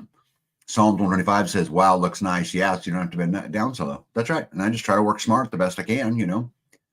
But this has been kind of the project I've been working on, but it's ready to go. It's glued in, it's dried. It just needs to be mortared. Let's see here. And Terminator says, tag, I have a new member to my family. My husband calls her Little Terminator, and she answers to her name. She's an Australian Shepherd. Oh, I love that. Congratulations. Yeah, Jesus says, I like the idea of a raised stove. Helpful for both hubby and I. Yeah. Well, and I think we have to come to the conclusion that we're all getting older. This is why we've got to focus on youth in our movement, because, make sure that this idea of community, this idea of freedom passes beyond us. I'm 51 years old, and in 20 years, I'm going to be 71. Right? Yeah. And so I think we just have to do that. That's right. Dana Green says, and you just back up to it. Laugh out loud. To warm Put your back up to it. Yeah, okay. Be a great way to warm your butt. If your butt's cold. Right? I think. Oh, I wanted to share this, guys, with you. And I stretched these pictures a little bit, but I wanted to share this. I found this picture of a farmer who was creating shade for his cows by stacking hay bales on top of each other with a big tarp. That's awesome. Tell me how cool that is. Like, that's cool. Yeah, that's pretty cool. I don't know how long it would last. I don't know about like winds either, like tornadic winds. Babe, those bales are heavy. I mean, you look at those bales of hay up there, they're 1,000-pound bales. It's going to take quite a wind to blow that out of there. Yeah, it'll probably rip it first. Yeah, it might. Yeah. Scotch says, and this is why we have small sheep. We're getting old. Yeah. Wow. I thought this was super neat to use bales of hay. Also, because when you bale hay, you just store it. It just sits there. Yeah, but it doesn't usually sit there on its side like that. It's not going to shed water like that. Well, the ones on top, the ones on top are not ruined. But the ones on the bottom, you're actually protecting them more, I would argue. And they are actually looking bigger, don't they? The ones on the bottom look bigger. Yeah. Jen says until they start snacking on the bales.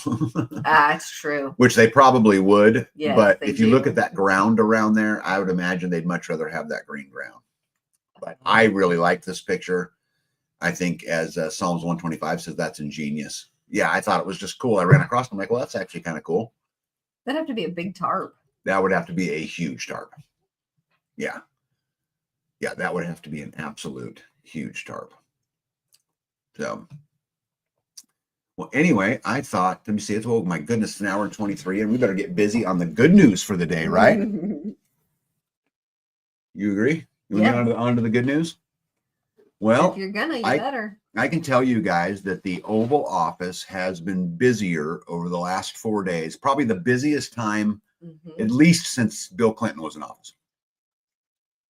Right? You agree? Yeah. She didn't get it. It was actually a funny joke, but because Bill Clinton's been in office. The Oval Office. He was busy in the Yeah. Oval Office.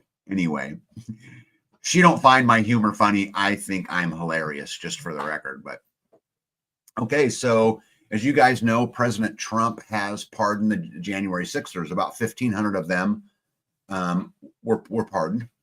And the DC mayor, Muriel Bowser, said that she was going to keep the J6 hostages in jail for a little while. And there was this big thing back and forth about them dragging their feet as far as being able to get them out. It was actually interesting how there was people tweeting from inside the jail asking Elon Musk to help them because they weren't being let out. And there was just a bunch of stuff that went back and forth about that. They actually sent the U.S. Marshals in to secure their release, which they did release, by the way. But while that was going on, we also had anti-Trump protesters that were clashing with the January 6th freedom groups outside the DC jail. And there was even some J6 prisoners that were released from other jails. Like, for example, this one guy, which was in Philadelphia, who in his prison shirt and flip-flops, or, the shower shoes that they give you, went from Philadelphia down to DC and stood there until, and this was his words, until his fellow brothers were released. Wow. Yeah, which is pretty cool. But the greatest news about this whole thing and all of that is that January 6th political prisoners launch historic $50 billion class action lawsuit against the Department of Justice. Oh, no. Now, this is wonderful. So the January 6thers who were arrested now got together and filed a class action lawsuit. So we'll see what happens to it. Well, so if they win, who pays that? The taxpayer. We just add it to the 100%. But this is the same argument about locally. Why would you sue your local government if it's the taxpayers who have to pay for it anyway? So, like, you sue them. Yeah. And then you have to pay. There's a lot going on with that. Yeah. But here's the thing is that if you don't get a grip on it, the money that they spend just becomes worse and becomes worse and becomes worse, right? We experience it at the local level, do we not? Yeah. So you might as well take your lumps. But I think it's fabulous that there's a suit, and we'll see what happens to it in the end. But I don't think this is all bad. I also find it interesting that a few years ago, a lot of the Democrats were talking about preemptive presidential pardons. And, the preemptive pardons are the ones that Biden did, like for Fauci. And I know we talked about this last week, right? This is the preemptive pardon, meaning that they haven't been convicted of anything. Okay. Okay, right? Versus the January 6thers who were pardoned for a crime they were convicted. Right. Right. In most cases, they were convicted. Some were still just being held, but mostly.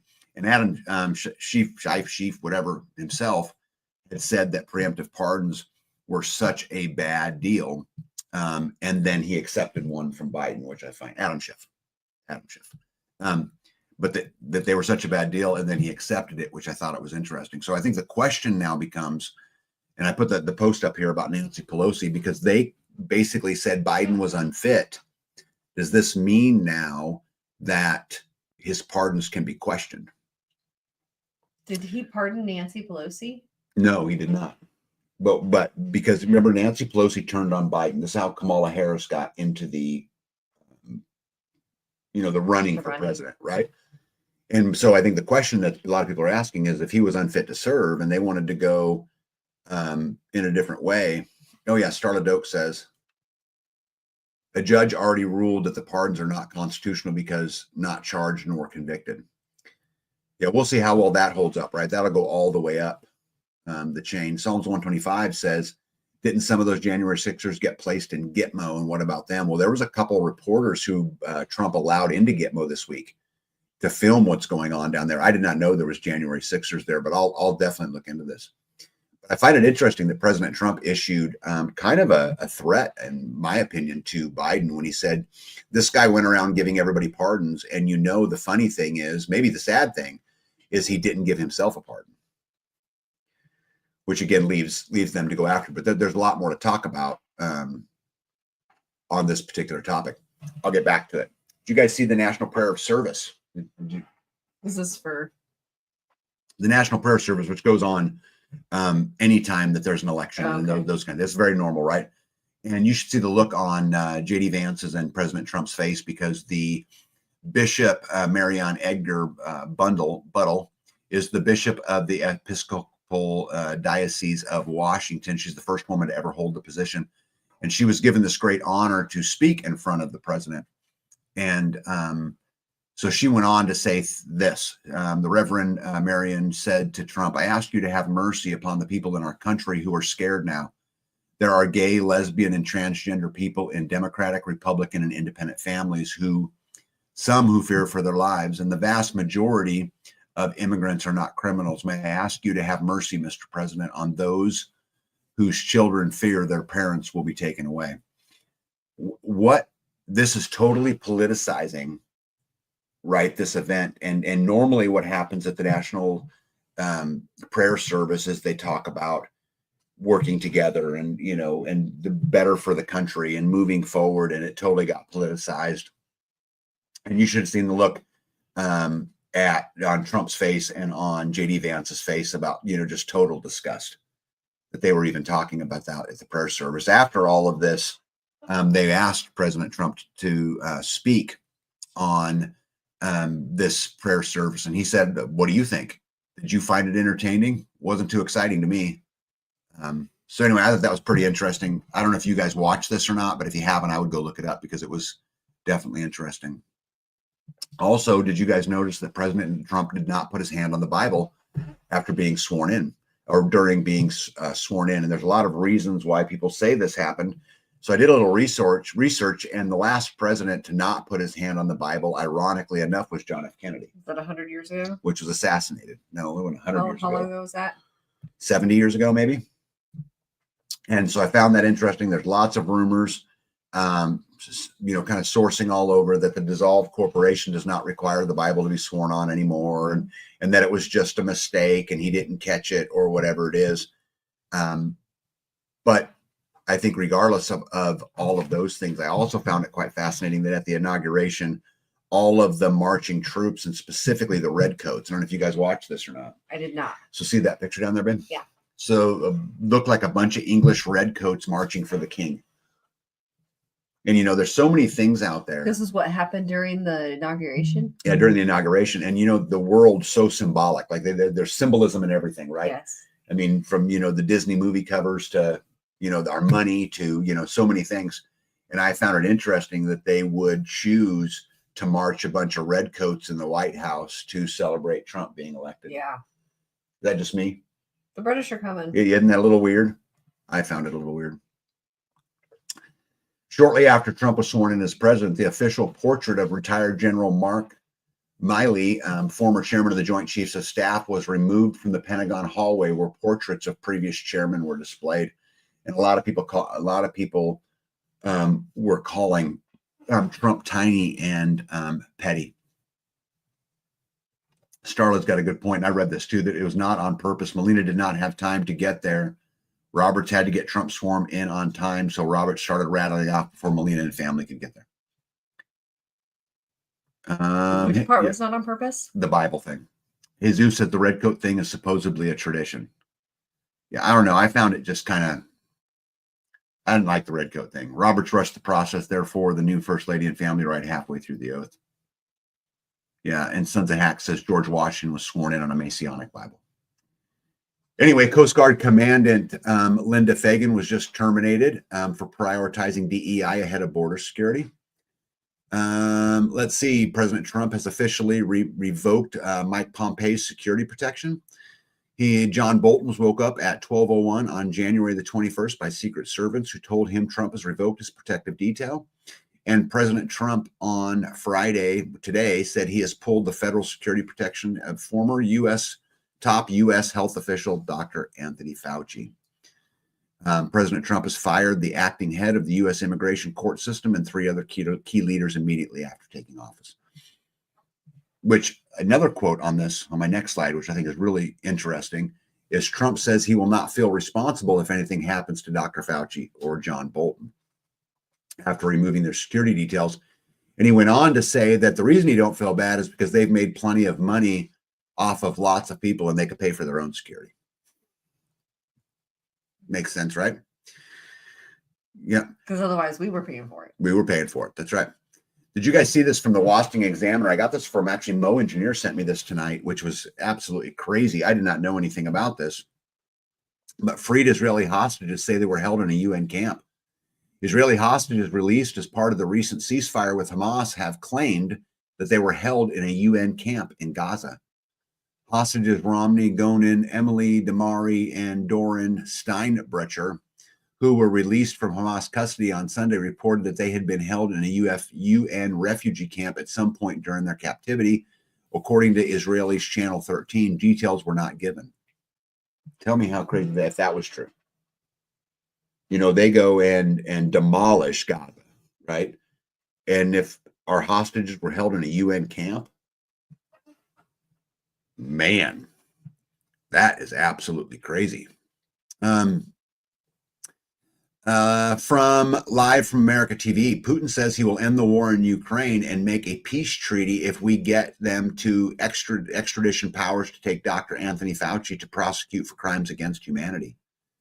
Imagine this one. This was super interesting to me because if you look at this from a deeper side, it's like, why would Russia want Fauci? And you could say crimes against humanity or all of that stuff. Or could it be that Trump's a good enough businessman that they made some deal behind the scene and says, look, they pardoned Fauci. There isn't anything I can do. Why don't you do it? What do you think of that? What do you think of that theory? You like that idea? Like they're buddies and they are buddies together. They are 100%. Putin has shown a lot of respect to Trump, and Trump has shown a lot of respect to Putin.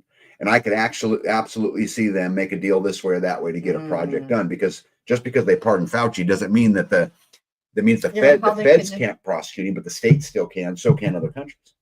How would they get him over to the other state? They're just going to ship him over. They're going to lock him up. They're going to approve the extradition. They'll have him put in a car or whatever and flown over, and you know, that's the end of that. Russian accuses Bill Gates of funding bioterrorism. In a shocking revelation, Russian Ministry of Defense has accused billionaire Bill Gates of funding bioterrorism and related activities with the alleged goal of population reduction. And then the question asked, do you support Vladimir Putin and Russia trying Anthony Fauci for crimes against humanity? You think you agree with it? You support it? I support it 100%. And, you know, I've said this on my live a million times. They murdered my father. And this whole game they played for political clout, for power, for money, for whatever it is, the reason that they did it, my father gave his life for it. You know, who was a declared veteran and, you know, who came home and didn't beat anybody, made himself a success. And, you know, they killed a lot of people's dads, and they killed, you know, so to me, yeah, I absolutely support it. Absolutely support it. Let's see here. Starla says all shipping order paperwork canceled for shipping to Poland and Romania and Bulgaria for weapons to the Ukraine. I've seen that. Putin knows that Fauci was over the biolabs in the Ukraine. I also read that. How can it be legal to pardon people before they were charged with anything? Well, I think this is what they were saying earlier, Kelly May, is that there's an attorney challenging this right now, that they can't. Let's see here. LJC says Fauci handed over the Ukraine war over. Where's the downside? Tag fact check Putin wanting Fauci again. Not true. It may not be true. I mean, I wasn't there. I didn't see, you know, I wasn't there talking to Putin. Again, guys, I want to make sure I'm clear about this. You know, this stuff that I share with you guys on my live, I wasn't there. I pull lots of news articles and I pull both sides, and you guys will see that in many of the pages tonight, I'll argue both sides of the argument. You see, Jesus said, I wouldn't want to be the pilot on that plane. No telling what would happen. Yeah, no doubt, huh? No doubt. The reason the pardon went back to 2014 is because when the Ukraine biolabs were built. Yep, I read that too. Let's see here. Trump signs executive order forcing entitled, pampered federal employees to show up to work. No more showing up to work one day a month. And if you're going to collect a paycheck from the government, you actually have to show up to work. President Trump signs order mandating federal workers show up in person and to work. Now, I don't know if you guys watched when he was signing on day one his executive orders, but he sat down and signed all of these executive orders in front of a huge audience. And then when he was done, he got all of the pens that he used and handed them out to the people in the audience, which I thought that was pretty cool. Also, breaking, President Trump confirms that Elon Musk is getting an office for 20 people for the Department of Government Efficiency. To me, this is actually worrisome. Let me share. Wait, real quick. Let me get to the last couple comments real quick. Jesus says, as to pardons, pardoning criminals wouldn't have anything to do with civil trials. Starla Doak says, ICE is all over Texas, all over Southwest Kansas too. Oh, I know. And there's been I'm going to talk about the numbers a little bit here when we get a little bit further into the slide. So can anybody guess why them creating the Department of Government Efficiency and only hiring 20 people to management would worry me when I'm very big into smaller government, right? No waste, no waste, no waste. So why would this worry you if it was you? I'll continue on it. We can get back to it. Let me see here. Conserve friend says, my whole neighborhood moaned. They all have to commute to work again. And Starla said when he signed to declassify Martin Luther King, JFK Jr. and RFK, he gave the pen to RFK Jr. I've seen that. Yep. Todd says Boston is busy as well. Local prepper, what's going on? Hey, hello. Good to see you. Hey guys, there's a good channel, Local Prepper. If you guys want like channels that cover what's going on in the world, that's a good channel. Go check it out. Make sure you tell them Tag sent you. Yep. Psalms 125 says Doge is not a good thing. It's not actually a federal department and would have more power than an NGO. Let's see here. Gave a pen to RFK for declassified documents with the Kennedy assassination. How crazy is that, right? Yeah, Jen says, I'm hoping those files aren't redacted. Yep, that's a small amount of people deciding what and who should be cut. And they aren't beholden to voters. Actually, this kind of gets to my point a little bit. What worries me the most about this, believe it or not, is AI. Because what's going to happen, oh, thank you, Mike and Jen put up the link to Local Prepper. What I worry about is that they turn more and more government over to AI. And because AI is so much smarter than all of us, it won't be able to be questioned. And you get into a spot where, well, because the computer said, we're not capable of understanding it. They're so much more advanced, but because the computer said we have to do it. And what a better way to dumb down a populace, right? If you want to take away critical thinking, creative thinking, you want to take away arts and music, we want to take away entrepreneurs and people who invent, because the computer can do it better, you become a dumber and dumber and dumber populace. And as we get dumber, we become easier and easier and easier to lead, right? We become more subservient because of that lack of critical thinking. And the more that they implement that. So if you have a department that only has 20 people, what that tells me is they're going to rely heavily on AI. Just my theory. Well, what do you guys think about my Musk theory? is the one ahead of it, then why wouldn't they? Well, yeah, I'm going to talk about that a little bit more here tonight too. Nito said, my understanding of Doge is it has a limited time, July 4th of 2026. Well, but in fairness, Nito's income tax was also supposed to be for a limited time. Oh. Just saying, I won't even read an AI summary when Googling something. Yep, Psalms 125, the golden age is through technology and technocrats. See, that's what I think, Psalms. That is actually what I think right there. And I think it might be the biggest threat to humanity. We'll see, right? Sorry. Doge closing an agency made to court triangles in a county getting paid $12 million annually. Squatchy says, good theory. Todd says, I disagree. Cool. Why do you disagree? Yep, I'd like to know that. Let's see here. I do not necessarily the 5 billion medical aid stuff they are bringing on. Must have missed something there.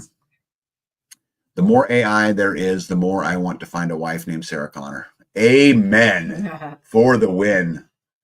Yep. Jen says welfare was also supposed to be for a limited time. See, that's what I'm saying, right? Conservative friend says Doge is supposed to be advisory. The president and Congress must do the deeds. Well, and again, yes, that's what they say. But I think with a department like that, I think, and well, let me back up. Let me stop this for a second, because there's another conversation I want to talk about that supports my theory. But MJ says, yes, I'm worried about this new Stargate. There you go. She beat me to it. The Stargate AI team is putting together, right? Trump also announced the investment of $500 billion into becoming the leading AI country in the world, using people like, Elon Musk and Oracle and, all of these other ones. And so they're going to invest heavily in being the leader in AI. And then we open the Department of Government Efficiency with 20 people. To me, that, I don't know. AI enables creativity. People that do not have the artistic skills and teach proper writing skills. Okay, maybe there's a little tiny bit of that, but I'm going to tell you something. I watch people every day today in our world, in YouTube, in my business world, who use AI to write their letters. Hey, let's write a letters to the shareholder. Let's let AI do it. Let's write a letter to the employees. Let's let AI do it. Right? Well, how do you know? How do you just let them write it? Well, it's what you give them bullet points. Yeah. Oh. You give them 10 bullet points and let them write a letter, and they come out with a beautifully written letter. And it's easy. It's like, it takes no effort at all. I think it will dumb us down as a whole. And I guess we shall see, right? Let me see here. Jen says, how many councils and judiciary councils are in existence that are unnecessary, and we foot the bill for the AI and the travel expenses and such? Yeah, well, there's 429 federal agencies prior to this administration, and I think he's now formed 3 more, for sure 2 more. So we're just growing in the size of government. But it just got me really thinking about, is the shrinking of size of government really less tyranny? Because you can eliminate people from their positions, right? He's talking about bringing back the government workers, right, to work there full time, which some of them will leave. They won't want to do that. Yeah. You're talking about the Department of Government Efficiency, firing this person, making this more efficient, et cetera, et cetera, et cetera. So you can get rid of all of those people, but I don't necessarily think that it makes the government smaller if what you're then employing is AI to do those jobs. Just my opinion. And I guess we'll see, right? Hey, Lisa, good night to you. AIO said again, AIO. Here we go. Now everybody, old MacDonald had a farm. AIO. Oh, breaking. Starlet Oak says Pete Hegseth confirmed as Secretary of Defense. Good. Yeah. Could use AI to create a budget on groceries for determine stores and recipes to what to choose. You could also use AI to custom market to you personally, and they'll know when you walk in the door, and there won't be prices on anything, and they'll create prices based upon your shopping habits. Yeah. Psalm said those positions could be eliminated one day anyway if AI and robotics is running the world. Yeah. I just think this is a very interesting. It's something that I'm going to. Jen says he's pretty punny, laughing at himself right now. I thought it was great. You guys want to hear it again, right? AIAIO said again, AIAIO. Here we go. Now everybody, old MacDonald had a farm. AIAIO. Yep. Trump wants to do away with FEMA and let the states handle it. Okay, so let's talk about this. I believe returning the power to the hands of the state is a great thing. So like when they talk about removing the Department of Education and they talk about removing FEMA and the Department of I'm supportive of most of those things from a federal perspective. And if what they do is return it to the hands of the state, I'm supportive. But what if the real goal is that we no longer need schools because we'll teach our kids with AI over the internet at home? Oh, that sucks. Right? So just because we get change doesn't mean the change that we want. We don't get the change that we want. Be careful of the change. Be careful of what we ask for. Now, in fairness, and I'll say this, Trump's done a great job over 4 days. I don't agree with everything, but he's made a lot of good ground. And he's been very active. And as I mentioned earlier, when you didn't get the joke, but the Oval Office has been busier since Bill Clinton was in office. Let me get rid of that. All right, let's keep it trucking, huh? Oh yeah, it's 148. Trump announces, as we were talking earlier, $500 billion AI infrastructure investment. In the 3 top tech firms announced that they will create a new company called Stargate, because that's what is going to open up when we're all living in an EMF nightmare, says Higher Side Chats. Morgan Freeman posted quickly, why would America president want to dismantle FEMA, the Department of Education, the IRS, the FBI, and the DEI? Well, I could argue if the goal was just to take it back to the states, that's a wonderful thing. That each state could deal with its own education. Each state could deal with their tax issues, right? Each state could do that. And that would be great for us as patriots and freedom lovers, because then we could vote with our feet. With your feet? With your feet, meaning the people who wanted lower taxes and less regulations would live in some parts of the country. People who wanted high programs and save the field mouse would leave in another part of the country. And then eventually there would be a great divide and the great Civil War II would come. And anyway, I digress. Let's see. I found this was interesting too. Whitney Webb, who I'm a big fan of, said let me back up here. Yeah, the Kissinger Eric Schmidt book on AI basically states that the real promise of AI from their perspective is a tool of perception manipulation, that eventually people will not be able to interpret or perceive reality without the help of AI via cognitive diminishment and learned helplessness. For that to happen, online reality must become so insane that the real people can no longer distinguish real from fake in a virtual realm, so they can then become dependent on certain algorithms to tell them what is real. Please realize that we are in a war against the elites over human perception, and that social media is a major battleground of that war. Hold on to your critical thinking and skepticism and never surrender it. I agree with it. Like the Mandela effect. Well, and it's like cognitive dissonance, and it's like the status quo, and it's like all of these other games. I'll do a video next week. I'll do a Starve the Beast video on this topic next week. Okay. But it's all of those things and the way that they use to manipulate us into making decisions the way we make decisions. One Step Closer says this country was founded in 4 departments: Treasury, State, War, and Justice. Yeah, and we're up to, by my count, 432. It was 429, 31. Yeah, we're 431 right now. I like Whitney Webb. Did you guys see the Elon Musk Nazi salute thing? Did you see that? Yes. Yeah. I thought it was just interesting. There's lots of pictures of Others who, kind of do the same thing. I watched the video, and it sure seemed like to me that he was just a really, really smart, socially awkward guy. I didn't take it as a Nazi salute. He was excited. He pumped his chest first and then to everybody. And, I think they made a big deal out of it. But just out of curiosity, what do you guys think? Didn't Hitler pump his chest with? I never heard Hitler pump his chest like this. Now he would, So I guess maybe it's small differences. I don't know. Oh yeah, Mo Engineer. Super cool. He says that AI will modify your brain. Look how Google Maps affect people's ability to get directions. Yeah, Jen says Musk is on the spectrum. Oh, I didn't really see it as that big a deal, but maybe some people agree.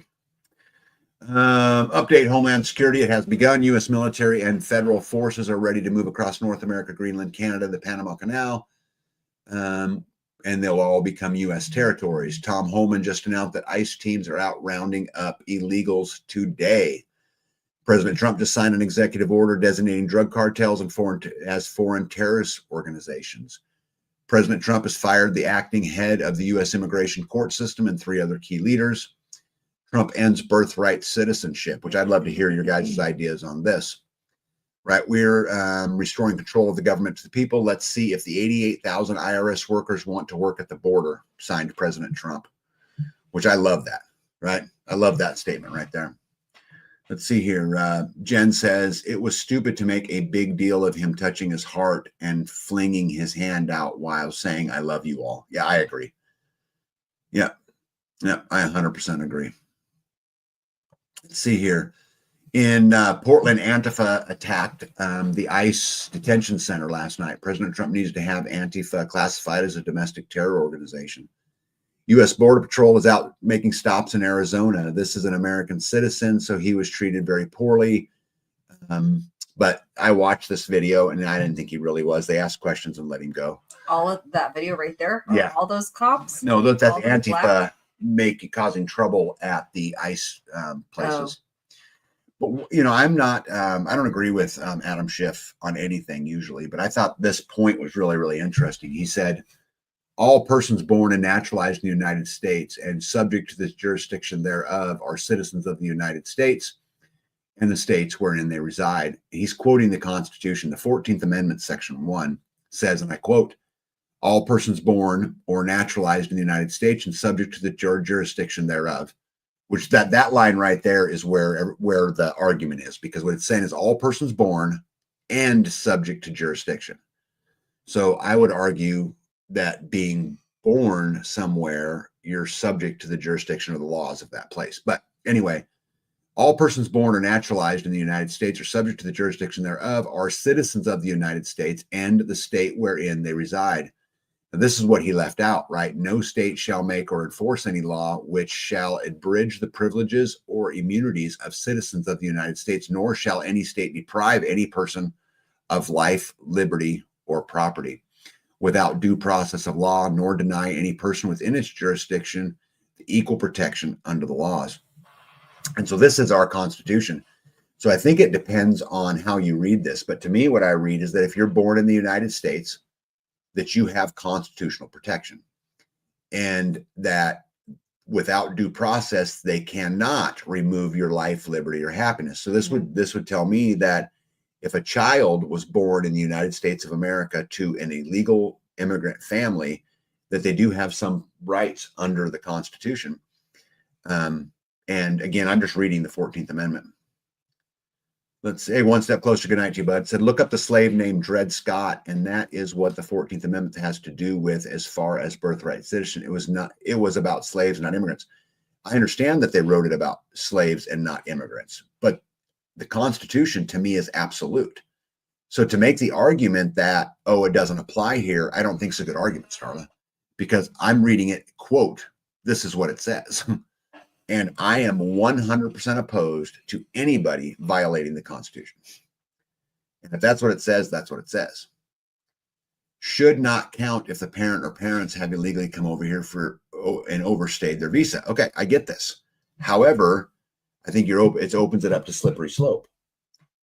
You could say it shouldn't read this way. You could say it shouldn't be this way.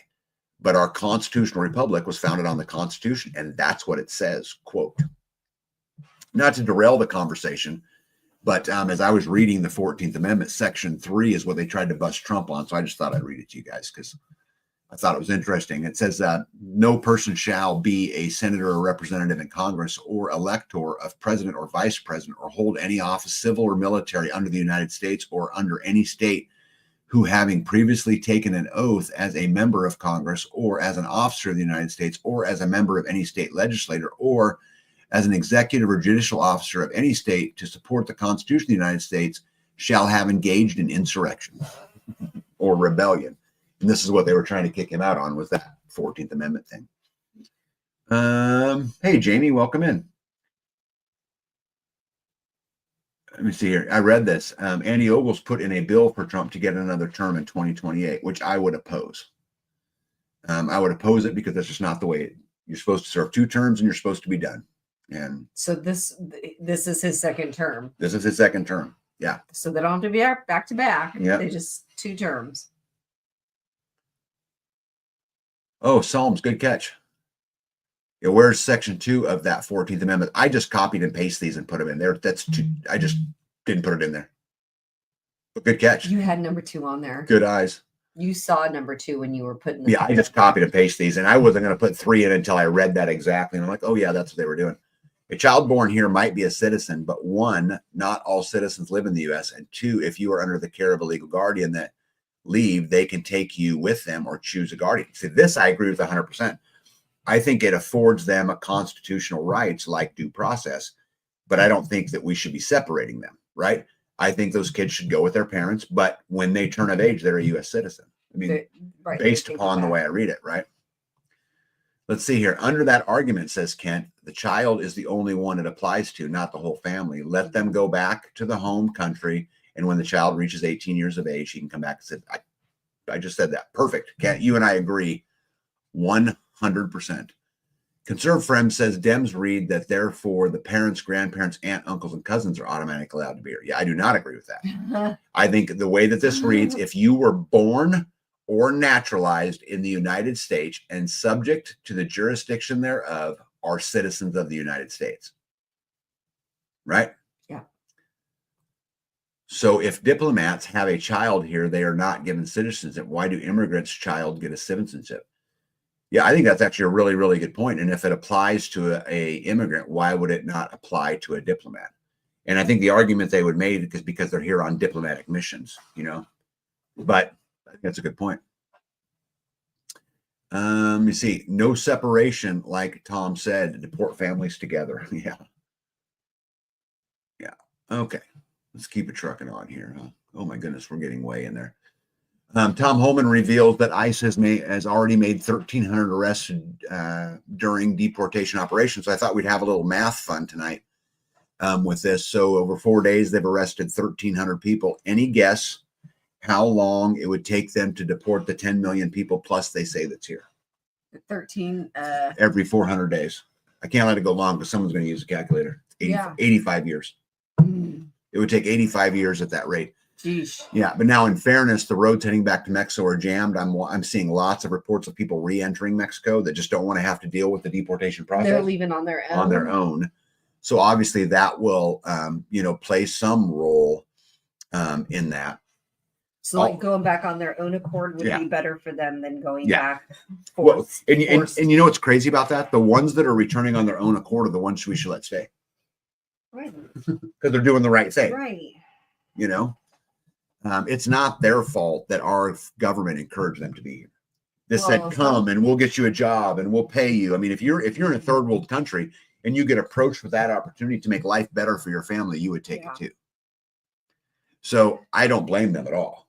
I get that. And those people who are returning on their own is the people I would want to come back in. So absolutely crazy. But in case anybody is curious, Rep. Sylvia Garcia, which is a Democrat, said, no matter your immigration status, it's important that you know your rights. Very important we listen to what she said. Your rights. Apparently you have rights. If you ever have an encounter with an immigration or enforcement agency like ICE, and this is what she says, you have constitutional rights. Do not open your door. I am not like a scholar on the Constitution, but I know it pretty well. And I don't know anywhere in the Constitution that it says, do not open your door. Do not answer any questions. Now that's there. Do not sign anything. That's not there. And show this card to the agent. And so they're just saying, don't open the door, don't answer any questions and don't sign anything is Rep. Sylvia Garcia's advice to people. The U.S. Catholic Church has decided to speak out against President Trump's immigration policies in a historic move. The church representative said Trump's policies go against some of the basic tenets of our faith, the fundamental right of every human person that needs to be respected no matter their origin and no matter their situation. I think it's interesting that the Catholic Church would come out and make a statement like that instead of just staying out of it and, being a church. But Gregory says, if parents came here illegally and had a baby, why should the child be a citizen? Well, the argument that I'm making is because that's what the Constitution says. Now, we can argue whether the Constitution is right or wrong. We can argue whether that needs to be changed or not. But I think reading the Constitution, that's what it says, which is my point. Just as I will not support infringement upon your Second Amendment in any way, or I would not support your infringement upon your First Amendment, your first rights in any way, I'm also not going to support something that's contrary to the 14th Amendment. Sorry, the U.S. Bill of Rights does not apply to non-citizens, except that it says that once they are born here, they're a citizen. They are citizens. That's right. Hey, Prep Rebel Actual, how are you? Welcome in. This is such a good conversation, and we may continue it at some point. But because we're at 2 hours, there's a couple things I want to get to that I just thought I wanted to share with you guys before I get out of here.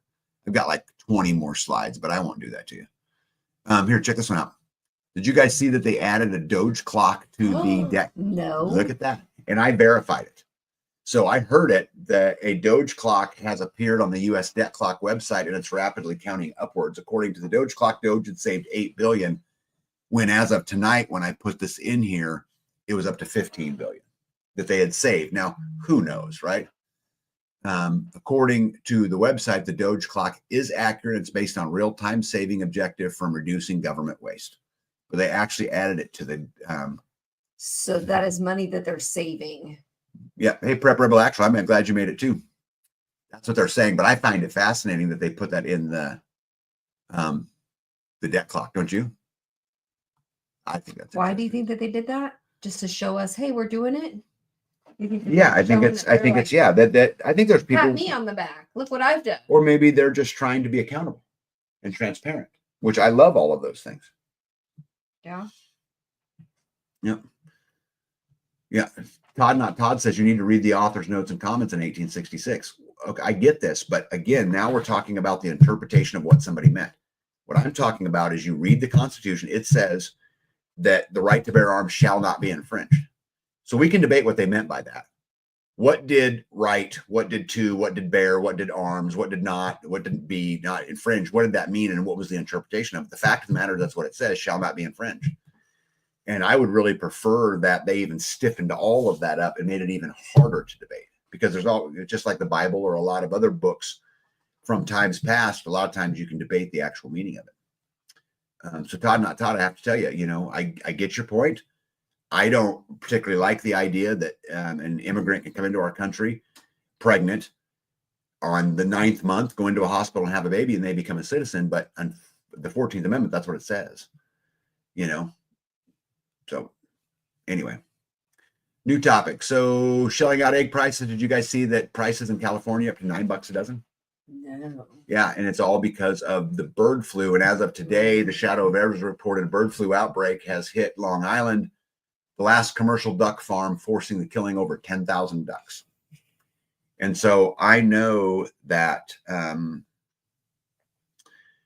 we have duck lovers in the audience tonight, but they culled 100,000. Sorry, 100,000 of them. Yep. Let's see here. Travel was much different back then. It needs to be fixed. And I'm telling you, but I don't disagree. I don't disagree that maybe that it doesn't read right or whatever, but I think my argument is still the same, that the highest law of the land is the Constitution. That's what the Constitution says. If I'm not mistaken, the Constitution was put in place to protect us from the government. That's exactly right. That's why we have these things called the Bill of Rights. There are rights that were given to us, right? So anyway. And then one other thing I think I want to show you. Okay, I wanted to read this to you guys, and I'm going to leave you guys all on a good note, because this was kind of a tempered conversation a little bit, because it's hard, right? But I wanted to read this. I found this on Facebook, and it was absolutely hilarious. So this was from Uncensored Off-Grid Living and Homesteading. And Sarah Chase says, you'll love this. Want to risk your marriage for the low price of $75,000? Well, this off-grid homestead ain't called Lover's Quarrel for no reason. Not to worry, she won't get rid of you because someone's got to split that wood to keep her warm in that freezing cold weather that makes you question all of your life's choices. Yes, it's freezing when it's cold and burning hot in the summer, while you look forward to good weather just to spend all of your time preparing for the bad weather again. Living off the grid is a dream for many, and soon you'll be dreaming of flipping a light switch and pushing a button to adjust the temperature on your comfort. Instead, you'll be gaining all of the strength and knowledge you don't want anymore to survive like they did in the 1800s. Want to turn your city slicker children into hardworking country folk? Look elsewhere. We sent ours to gather wood, and we haven't seen them in 6 months. Don't worry, lady. Your hubby won't be sending you off anywhere despite all of your so-called complaining, because someone's got to milk the goats, churn the butter, and make the bread in your 1940s stove you thought you wanted. Oil-burning lamp seems so romantic until he's hogged all of the bed and you're trying to read your book since you can't watch TV as there's been no sunlight for a week to power your 800 watts of solar panels for your 250 watt amp hour battery. Outdoor shower house seemed like such a cute idea until you have to poop when the composting toilet needs to be emptied and it's -10 outside. An endless hot water supply seems genius until you've got all the propane, but not enough water. So come on, question your life choices and buy this 7-acre off-grid homestead ready to make you miserable and send you off on your next adventure. This is not a joke. It's really for sale. Call for details. Can come with livestock and furnished antique, solar-powered, over 500 gallons of water collection from a metal roof, insulated walls, and ceiling. Property located on 2 sides by National Forest. Great for hunting, hiking, horseback riding, off-road vehicles. Located in Southwest Missouri, 18 miles west of Ava. Price is negotiable. Edited to add a huge heartfelt thanks to all the supporters and uplifting and hilarious comments. We've had such fun sitting by the wood stove, nice and warm inside, reading them today and talking about some of you all on the phone. Would like to mention how building this place has made us stronger and brought us together in hard times and so many good times. You might have read the comments that my husband suffered a heart attack in June and we will be needing some surgery soon. And that's ultimately why we're selling off to the next adventure. Isn't that awesome? Mm. I think that what was so cool about that is she did a great job articulating both sides. Yeah. Right. Which is Thank what we were you. talking about tonight. What makes this lifestyle hard? Yeah. And then next week, we're going to talk about why we still do it anyway. And yeah, I think Gregory Kissel sums it up perfectly tonight when he says, well, that brings it full circle. Right. Yeah, I really love this. And this is an actual Facebook listing. You guys can look at Uncensored Off-Grid Living and Homesteading and find Sarah Chase, and you'll find her. But yeah, super, super cool. And I loved it. Loved it, loved it, loved it. Oh, anyway, guys, it's 2 hours and 9 minutes. I'm tired. I got a long day tomorrow, and we're going to get out of here. But before we go, B, what do you got for parting words tonight? I was going to say that there is always a critic, somebody that poo-poos you or your ideas, a naysayer, and that's always there. There's always somebody, so stay true to you, follow your path, look for the signs of where you're supposed to be. The windows are. Well, and remember, when someone tells you can't do it, what it really means is they can't. Or they don't want to. It doesn't mean that you can't. And remember, we joked earlier about, I always tell people when they say, how'd you do that? I say, I don't know no better. Right. Right. And at the end of the day, it's all about attitude. And I'm going to tell you something, our community is growing, that the number one attribute I look for in somebody is attitude. Mm-hmm. It's more important to me than any amount of skill they could have, any amount of supplies they stored up, any amount of resources they have, because with a good attitude, you'll go a long way. I will leave you tonight with a quote from Teddy Roosevelt, who said, it's not the critic that counts. It's not the man who points out how the strong man stumbled. The credit belongs to the man belongs to the man who really was in the arena, his face marred by dust, sweat, and blood, who strives valiantly, who errs to come short and short again, because there is no effort without error and shortcomings. It is the man who actually strives to do the deeds, who knows the great enthusiasm and knows the great devotion, who spends himself in a worthy cause, who at his best knows in the end the triumph of a great achievement, and who at his worst, if he fails, he at least fails while daring greatly, so that his place shall never be with those cold and cruel souls who know neither victory or defeat. So don't be with those cold and cruel souls, guys, who know neither victory or defeat. Good night, everybody. Be out. Tag out. Hold the line.